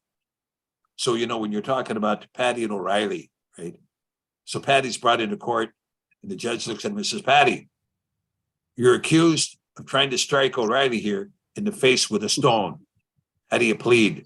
And Paddy says, what do you mean accused? I got him right in the snot locker. Okay, anyway, enough of the Irish jokes. Okay. I think the Irish have a legend about their own origin, goes back to Magog, Japheth's son, and they're also related to the Scythian, the Skiff. There is a legend. I've seen some of this legend, John. It's one of Ireland really is, quite frankly, a blend of several tribes, many tribes, truth be told. Because, you had the Tuatha De Danann, which was the tribe of Dan that occupied the northern part of the island. And I think the reason for that is because I think the island was landlocked. You couldn't sail into the North Sea between France and England at that time. You had to sail around this side. And so the tribe of Dan came around this side, populated Northern Ireland, Scotland, Norway, and Denmark, where there's a deep sea trough there in the North Sea where they could get there. But they didn't go farther than that because they couldn't get any farther than that. That's as far as they could sail. So the Tuatha De Danann, this was one group. But there was another group on the island that was of Yapheth. Another group on the island was of Yapheth. However, I have to tell you, just recently, they found some bones in some excavation of not giants, but small people. We're talking about people that were under 4 feet tall. And, and so, the legend in Ireland concerns the leprechaun. Yeah. And Oh, that the there may have, hobbits. or hobbits, yeah, there may have been a breed of leprechaun or hobbit that were also on the island. Then, of course, Dan is going to return later after the North Sea floods, and you'll see, but the house of Gael, and this is the house of Brutus, Brutish, Brutus, Latinized Brutus, but in the Hebrew, British, the covenant man, and that probably wasn't his name at all. And anyway, when he came into the land with the Gaelic people. And the Gaelic people populated, Western Iberian Peninsula, Northern Iberian Peninsula, Western France, Ireland, Wales, and Scotland. And they were, and Cornwall, and in that whole area. And so this was another group. And then this group would be later visited by the Vikings. It was the Vikings that formed the city of Dublin in the 8th century. It was the Vikings who formed the city of Cork in the 8th century. It was the Vikings who formed Belfast in the 8th century. All these port cities were formed by Vikings, and the Irish are well aware of this. And of course, you had a number of people blow ashore during the Spanish Armada. And these people became known as what? They became known as the Black Irish, Irish. And what's his name? Colum talks a little bit about this, about how some woman was naming her son Lopez, claiming that he was a descendant of the Spanish Armada, but that really didn't hold up since the Armada hundreds of years before. When Lord Nelson went down to Spain and was at war with Napoleon's troops in Spain, the wars of the Iberian Peninsula, the Irish regiments met their kinfolks. Yep. They're all up, and many of them stayed there. There's a whole music culture down there that's all Irish in Spain. Oh yeah. Yeah. It's Portugal. Fantastic. Yeah, it is. It's a great heritage. But at any rate, so we see here, let's look at this prophecy now that we get into Ezekiel, because we're going to see some things now. I want you to try to put different blinders on today. Let's put some different colored glasses on and look at the idea that we might be talking about the city of London. Remember that the city of London is independent from Britain, just as the Vatican is independent from Italy, just as Washington, D.C. is independent from the United States. These are separate entities, and they represent the religious, financial, and military seats of government in the Western world. Independent corporations, okay? And the word of Yah came unto me, saying, Son of Adam, set your face against Gog, the land of Magog, the chief prince of Meshek and Tubal. Now, here we see, Catherine, the word you were looking at before, Rosh, okay? The chief prince is Rosh, okay? And Rosh has a different meaning. Rosh really kind of means the human head, but just as the Aleph means the Godhead, the Rosh means the human head. And sometimes you would construe this as chieftain, commander, captain, general, or in this case, chief prince, the Rosh of Meshek and Tubal, and prophesy against him and say, thus says Adonai Yahweh, Behold, I'm against you, O Gog, the chief prince of Meshek and Tubal, and I will turn you back and put hooks in your jaws and bring you forth. All of your army, horses and horsemen, all of them clothed with all sorts of armor, and a Mhm. great company with bucklers and shields, all of them handling swords. Persia, Cush, and Libya with them, all of them with shield and helmet, Gimer and all of his bands, and the house of Togarma of the north quarters. So I used to Mhm. think Togarma was in Turkey, but he's not. Togarma of the north quarters in Europe, and all of his bands, and many people with you. Okay, now, just for In the the sake of, square mile, they still ride horses, the military. they still ride horses and they still carry swords Yeah, and they have shields as well. and bucklers and shields. Yeah, yeah, yeah. Yeah, here it And is. it's Square getting mile. interesting. Yeah. Mhm. Now, so here we are. So when you look at this, who is this city of London? These are bankers. These are bankers. And the war that is going on in Ukraine right now is a bankers' war. Like all other wars of the 20th century, now the 21st century, they're all bankers' wars. Why? Because they're making bank selling arms, right? You know, I mean, there's been $100 billion worth of transactions in arms in the last year. And that doesn't include the pre-war buildup where there was another couple of $100 billion in arms being trafficked into Ukraine.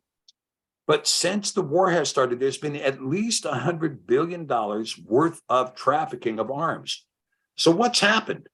You'd think that the bankers would go, maybe not a good idea for us in Britain who have 72,000 men in arms, who have a total of 16 tanks, who have less than 60 aircraft, who have, you know, the Queen Elizabeth, the aircraft carrier, is barely floatable. The second aircraft carrier, they tried to put it out to sea and it broke down and they had to tow it back.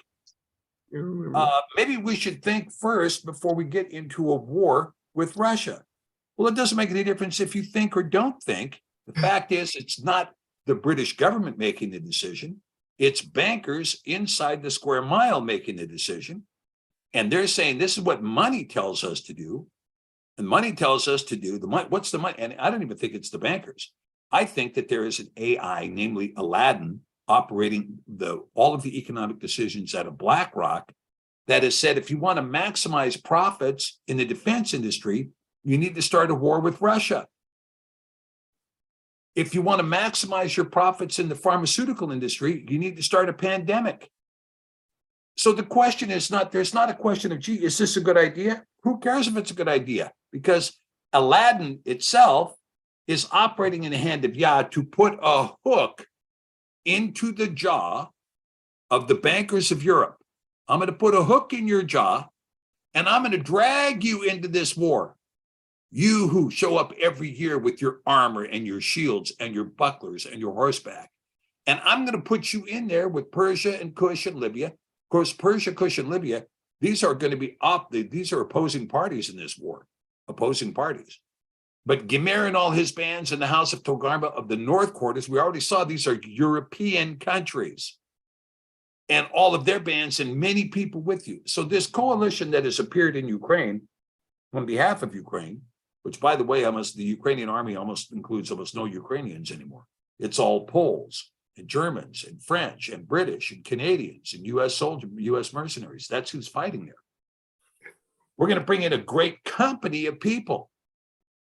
We're going to put a hook in your jaw such that you cannot rationalize. You can't think, gee, what am I doing there? You can't think that. You're not going to think anything. You're going to have a hook in your jaw. Yeah, this is interesting because go back to that previous slide. It says I'm going to draw you back.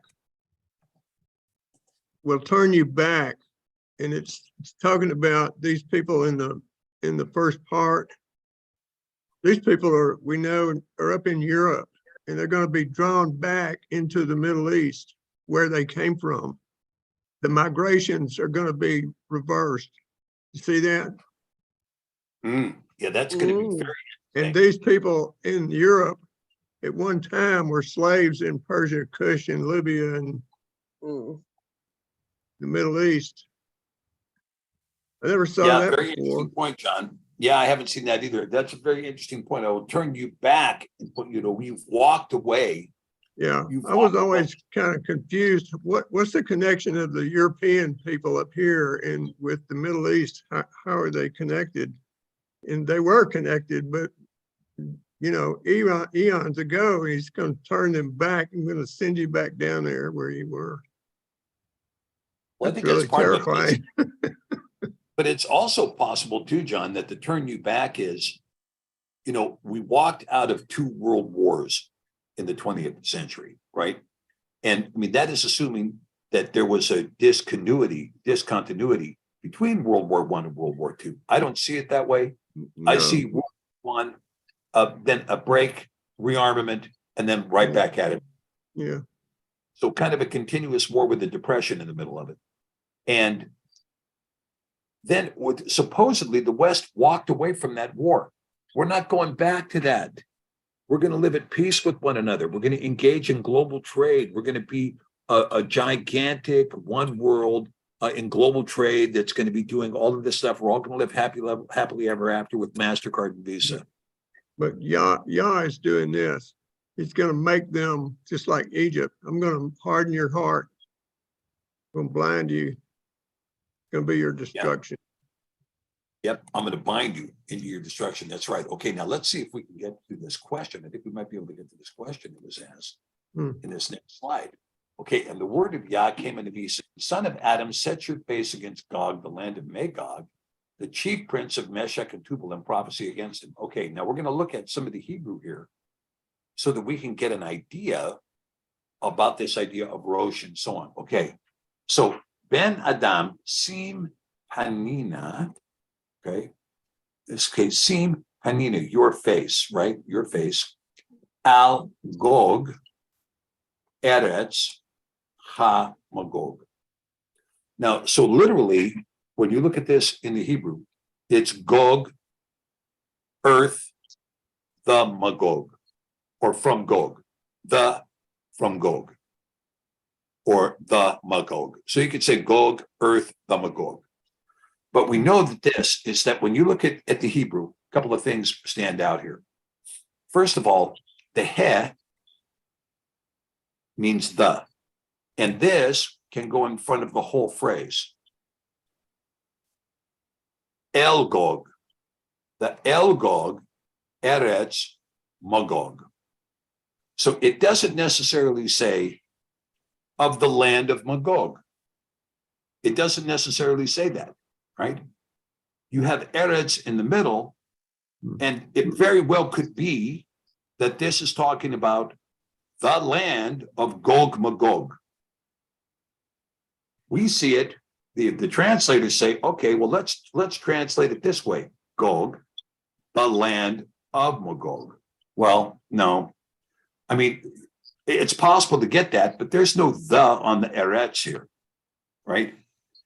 So we have some very interesting discussion in terms of exactly what's being said in the Ivrit, right? Now we don't see the Rosh in here, in this passage, so that we can look. Oh yeah, actually we do right here.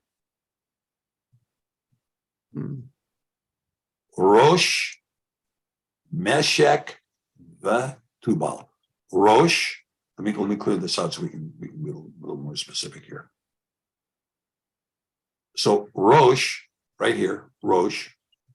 Then this is Meshek. That means and. Tubal. Hineva, the hine, behold, hineva, and behold him, what? Aliyah, a prophesy against, okay?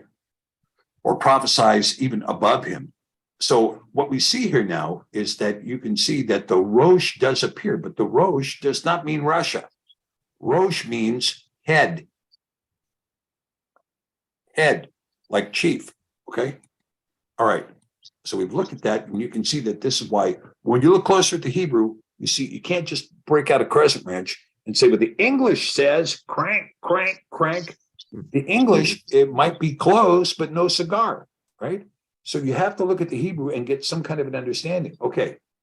So while we have forever been told that Russia is the land of Gog and Magog, we find something else in the legends of Britain. And we find also that the tribes of Yapheth did occupy the north and constitute all of Central Europe.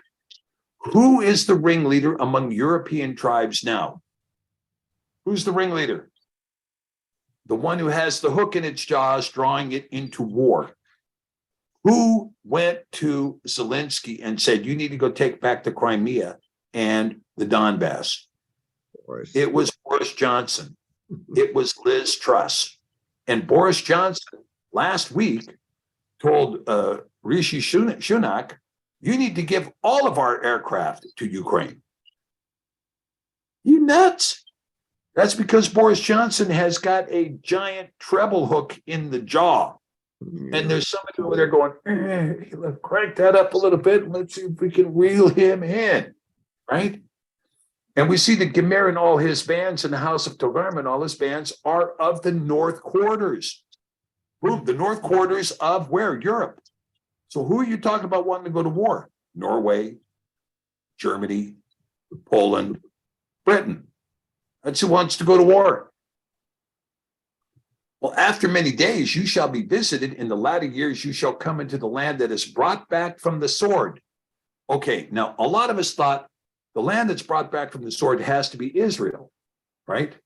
And is gathered out of many people against the mountains of Yasharel. All right, now right here tells you something, that this is not the nation of Israel.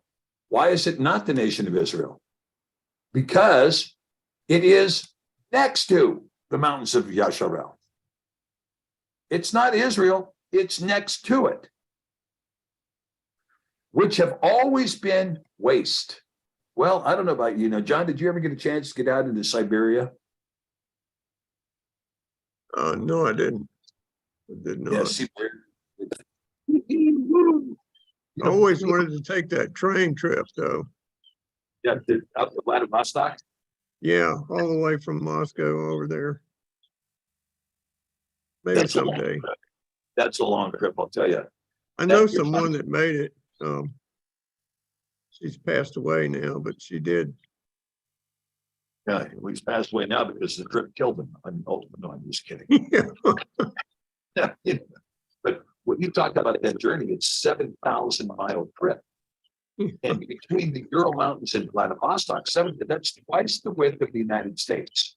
Okay, twice the width of the United States between the Ural Mountains and Vladivostok. And between the Urals and Vladivostok, there are a total of 10 million people. 11 time zones. Yeah. And, so when you see that, you're talking about it's a land that has always been a wasteland, always.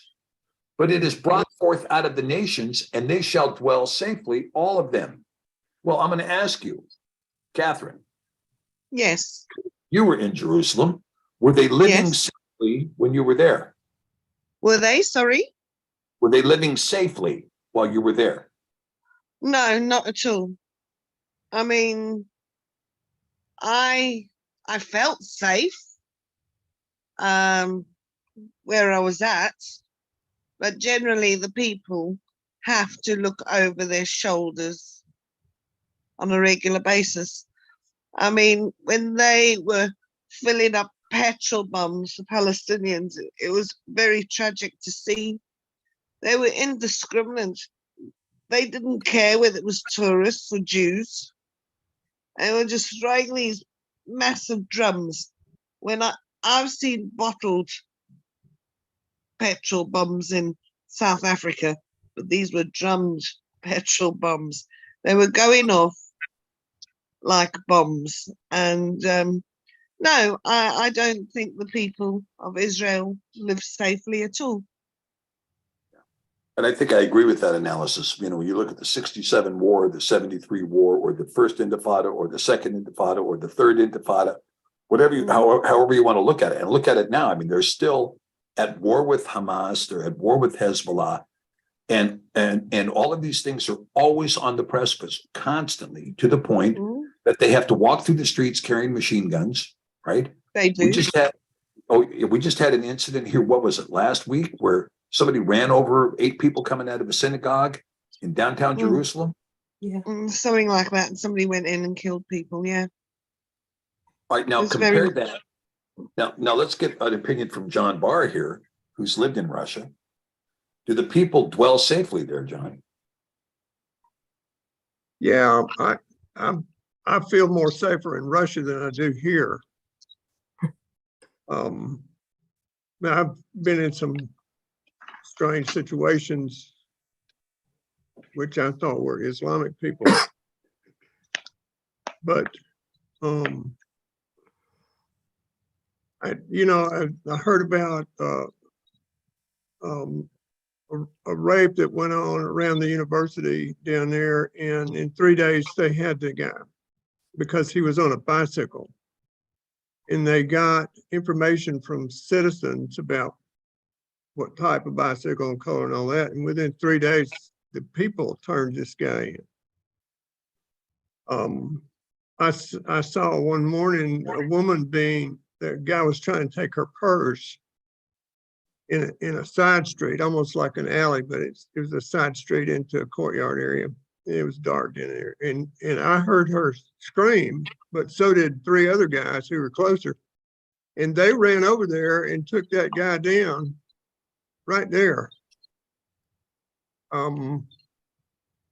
You hear about it here. You hear people being murdered for 2.5 hours, and everybody's just kind of looking out their windows at it.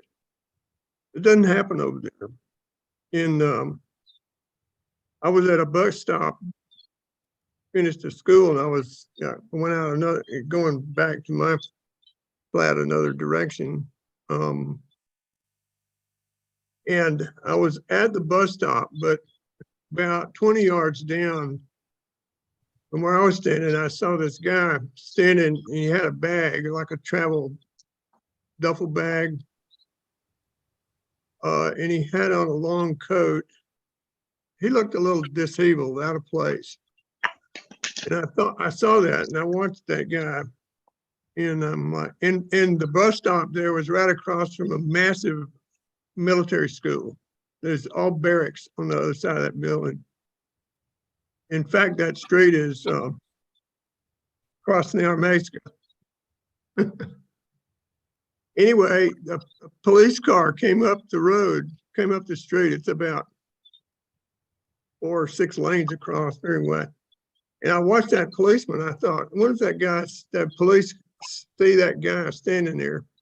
And sure enough, they went by and they made a U-turn right there in front of the bus stop, went back there and got out of the car and shook that guy down. I saw that in Italy. Police over there, there was a car parked in front of the base that wasn't supposed to be parked there. And I was waiting on the bus there too, and there were these big trees.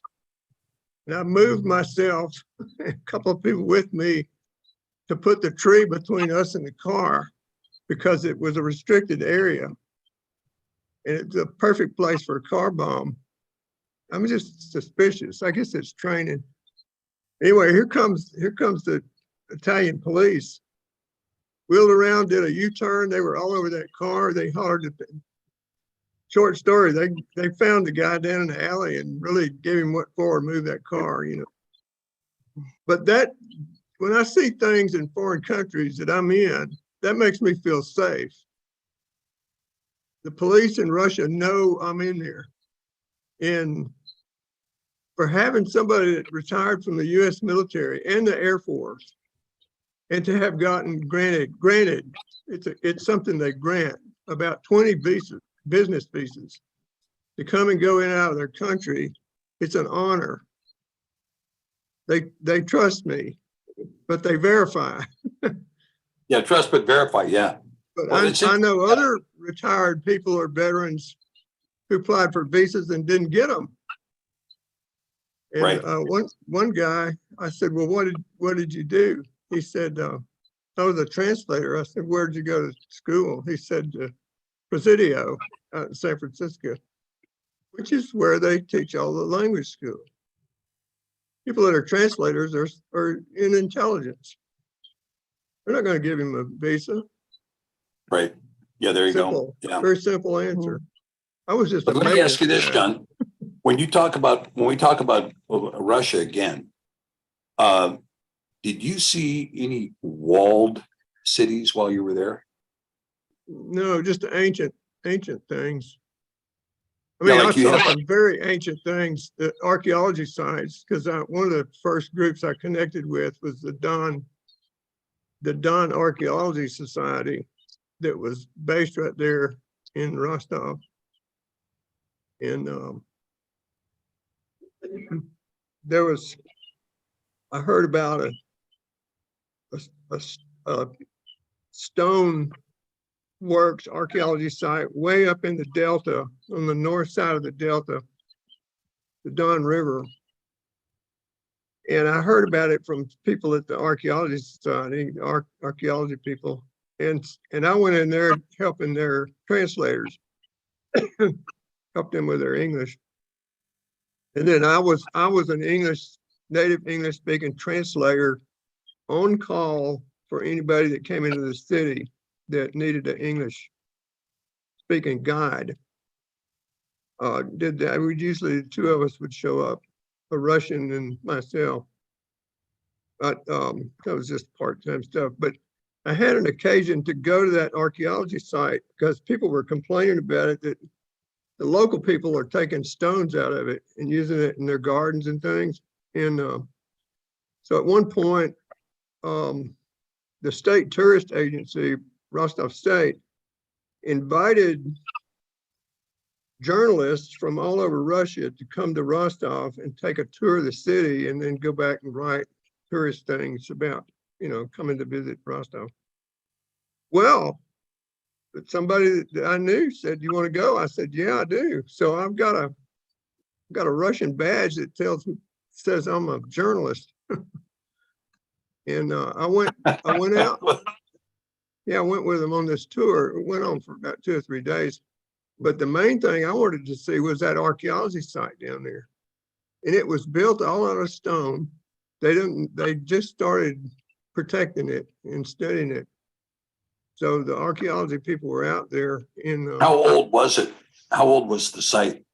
They thought it dated back 7,000 years. Yeah, 7,000 years. Yeah, interesting. Yeah, so you're talking about, it probably was initially antediluvian, right? And there's a lot of, probably it had been occupied more than once, over and over and over again. So you're looking at several civilizations. several or tiers of cultures. stones. Yeah. Yeah.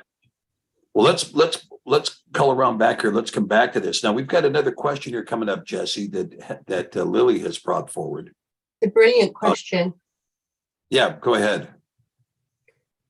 Do you think there are two Gog and Magog wars beginning at the end of the millennium, or just one at the end of the millennium as per Revelation? Yeah, and I think that's a great question. I'm glad that was brought up because I have that at the end of the slide here. And yeah, I believe that there are two wars talking about. There's two wars going on that you're going to see, just as you see Satan re-released at the end of the millennium reign. You're also going to see Gog and Magog reappear at the end of the millennial reign. And I think that's interesting too, especially when you're talking about giants, right? When you're talking about giants, this is what we're seeing. And as remember that the whole idea that the giants are trapped in the earth until the consummation.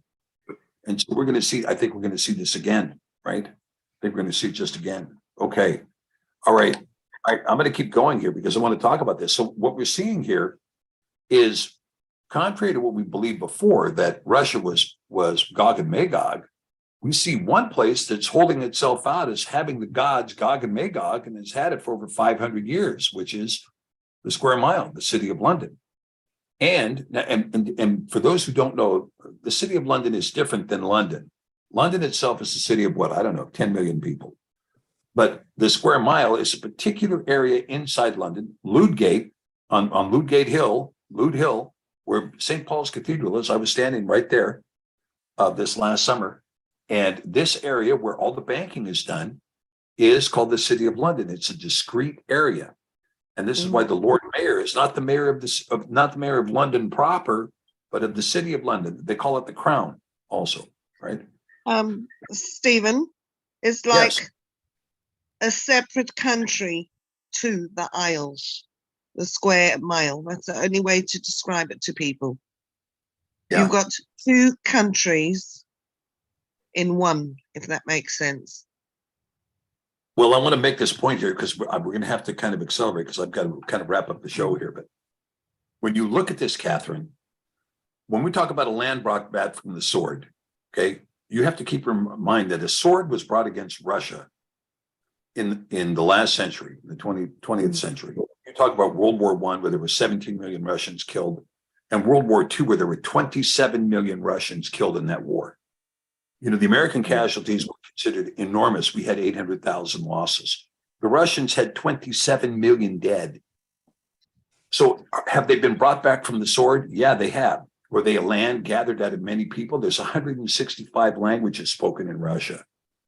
A land next to the mountains of Yasharel, not the land of Yasharel, but next to the mountains of Yasharel. A land which has always been waste, a land brought out of the nations, a land where everyone dwells safely. These are kind of interesting criteria pointing to something different than what we thought before. All right, now let's continue, because I'm going to kind of move quickly. Thus says Adonai Yahweh, it shall also come to pass that at the same time shall things come into your mind, and you shall think an evil thought. And you shall say, I'll go up to the land of unwalled villages. I will go to them that are at rest, that are dwelling safely, all of them dwelling without walls, having neither bars nor gates, to take a spoil and to take a prey. Now, this has been said openly by NATO and by the United States and by the leaders in Poland. We want to divide Russia into 11 separate nations and take all of their resource wealth. It shouldn't be in the hands of Russians anymore. It should be in our hands. We should take their wealth. We should take a spoil, right? And to take a prey, and to turn their hand upon the desolate places that are now inhabited, and upon the people that are gathered out of the nations which have gotten cattle and goods, and that dwell in the midst of the land. Let's go take it from them. Let's go up to the land of unwalled villages, who are at rest, who dwell safely, who dwell without walls, bars, or gates, a land next to the mountains of Yasharel. And the thought is to take a spoil and to take a prey and to turn their hand upon it and upon the people that are gathered there, which have gotten cattle and goods. Where could this be, one wonders? Well, it could be a number of places, but, you know, the natural resource wealth in Russia is estimated at being worth $75 trillion. There's like no other place on earth that's got that. An evil thought confirmed by the kingdoms in the Middle East, Sheba, Dedan, and all the merchants of Tarshish, where all the young lions thereof shall say unto you, are you coming here to take a spoil? Have you gathered your company to take a prey, to carry away silver and gold, take away cattle and goods, and take a great spoil? Where could this be? Therefore, son of Adam, prophesy against and say unto Gog, thus says Adonai Yahweh, in that day when my people Yasharel dwell safely, shall you not know it? And you shall come from your place out of the north parts. Where does Gog and Magog come from? Out of the north parts, you and many people with you, all of them riding upon horses, a great company and a mighty army. Okay, it's many people with you. See, Russia is one people. They're not fighting with anybody else. It's Russians. But who are they fighting? They're fighting a great company of nations. And you shall come up against my people of Yasharel as a cloud to cover the land, and it shall be in the latter days, I will bring you against my land, that the heathen may know me, when I shall be sanctified in you, O Gog, before their eyes. And it shall come to pass at the same time when Gog shall come against the land of Yasharel, says Adonai, that my fury shall come up in my face. For in my jealousy and in the fire of my wrath have I spoken. Surely in that day there shall be a great shaking in the land of Yasharel. Was there a great shaking in the land of Yasharel? Yes, there was. And the shaking's not even over yet. When you're talking about that earthquake that was felt in downtown Tel Aviv and in downtown Jerusalem and in Haifa, right? So that the fish of the sea and the fowls of the heavens and the beasts of the field and all creeping things that creep upon the earth and all the men that are upon the face of the earth shall shake at my presence, and my mountains, and the mountains shall be thrown down, and the steep places shall fall, and every wall shall fall to the ground. They've had 6,000 buildings collapse in Turkey. The walls have fallen 6,000. This earthquake is the marker of the beginning. I'm telling you, this is the marker of the beginning. Yeah. Sure. And I will call for a sword against him throughout all my mountains, says Adonai Yahweh. Every man's sword shall be against his brother. This is a prediction of world war. Every man's sword shall be against his brother. It's not just world war, but worldwide civil war. And I'm telling you, the civil war that's coming is not going to be a civil war that's just, they're going to have a civil war in Brazil and everybody else is going to go boo hiss, boo hiss. That isn't what's going to happen. There's going to be a civil war in virtually every country on earth because of what came down with the sorcery of the jab. Because of that sorcery, now you're seeing, I mean, people are exploding all over the world. They're exploding. And now they're talking about, we're going to come forth with a new mandatory jab. And those who don't take it will not get any of their tax money back. They will not get any of the deals that they've agreed to pay for in advance, like retirement or Social Security or Medicare or any of that. No, you're going to lose all of that because we're changing the deal now. We're changing the deal. Either you agree to also become a techno slave to the computer we're worshiping, or you don't get any of that stuff anymore. Oh, is that right? And I can tell you that right here, every man's sword shall be against his brother. It's coming. I will plead against him with pestilence and with blood, and I will rain upon him and upon his bands and upon the many people that are with him in overflowing rain. You know, talk to the people in New Zealand about the overflowing rain, right? The great hailstones, fire, and brimstone. Thus will I magnify myself and sanctify myself, and I will be known in the eyes of many nations, and they shall know that I am Yahweh, not someone else. Okay, now look at this. I want to get to this one. Therefore, son of Adam, prophesy against Gog and say, this is Adonai Yahweh. Behold, I am against you, O Gog, chief prince of Meshek and Tubal. I will turn you back and leave but the sixth part of you. Okay? 5/6 are going to be destroyed. And I will come to you up from the north parts, and I will bring you upon the mountains of Yasharel, and I will smite the bow out of your left hand and cause your arrows to fall out of your right hand. And you shall fall upon the mountains of Yasharel, you and all your bands and all the people that are with you. I will give you unto the ravenous birds of every sort and the beasts of the fields to be devoured. You shall fall upon the open field, for I have spoken, it says Adonai Yahweh. Now, right here, Catherine. Now I'm going to leave this. I'm going to leave it right here. And I will send fire on Magog and among them that dwell carelessly in the isles. Do you see it? My two visions I told you about a few years ago. Yes. So I will make my holy name known in the midst of my people Yasharel, and will not let them pollute my holy name anymore. And the heathen shall know that I am Yahweh, the Holy One in Yasharel. Amen. Okay. You can see what I'm talking about. Yeah. You who dwell carelessly in the isles. And this is what's going on. I mean, when I think about the kind of arrogance that goes on in the mind of Boris Johnson and Liz Truss, well, let's just bomb them. Put some long-range missiles in there. Give them some more of this. Give them some more of that. The kind of death and destruction that has come to Ukraine is absolutely unbelievable. I mean, I saw videos this morning of a warehouse in Bakhmut, a large warehouse in Bakhmut, absolutely full of dead Ukrainians. I mean, it was wall-to-wall body bags all the way down. Brand new graveyards full of Ukrainian flags waving. Does anybody care about the Ukrainian life at all? Anybody? Does anybody care about these people? Or shall we just round up every Ukrainian and have them die on the battlefield? Because a computer told a general, this is how we maximize profits for the military industrial complex. Really? There's no other decision but that one? And so here we are. And so this is why I wanted to make this point. I'm going to wrap her up here tonight. I want to thank you, Catherine Wilmot, for being here with us, sister. Thank you for agreeing to join us.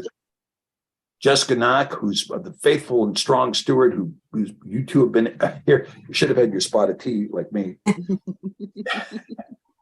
And of course, John Barr. It's also late for you, John. I want to thank you, brother, for being here. Your wisdom is always appreciated. And thank you taking the time to join the show. I want to thank the people in the chat who've subscribed to the show. Thank you guys for being here. And I hope you can, make sure that you put your comments, also in the, underneath the video. Share the video if you can. Don't forget to visit us at Cepher.net and Cepher Academy. So thank you, brothers and sisters. We will see you. One We'll see you. last thing real quick. There's Sure. something else going on, and it's the civil war between the Western Empire and the Eastern Empire, between Rome and Constantinople, which is now Moscow. The Western Church and the Eastern Church. Rome hates the Orthodox. Just, they can't stand it. So they're behind all this too. Yeah, they are. Yeah. Yes, they are. We'll do Yep. it again. Yeah, there's 12 functioning royal families, and the Vatican classes itself as one. Yeah, so. Imagine that, Catherine. Yeah, Yeah. so it's quite open. You can find that on the net. Yeah. Well, I want to thank you. We're going to explore some more of Thank this you. next week on The Dig. Stay Thank with you us very until then, much. brothers and sisters. Be blessed Thank and you. shalom. Amen. Thank you, Shalom. Stephen. Thank you, Shalom. guys.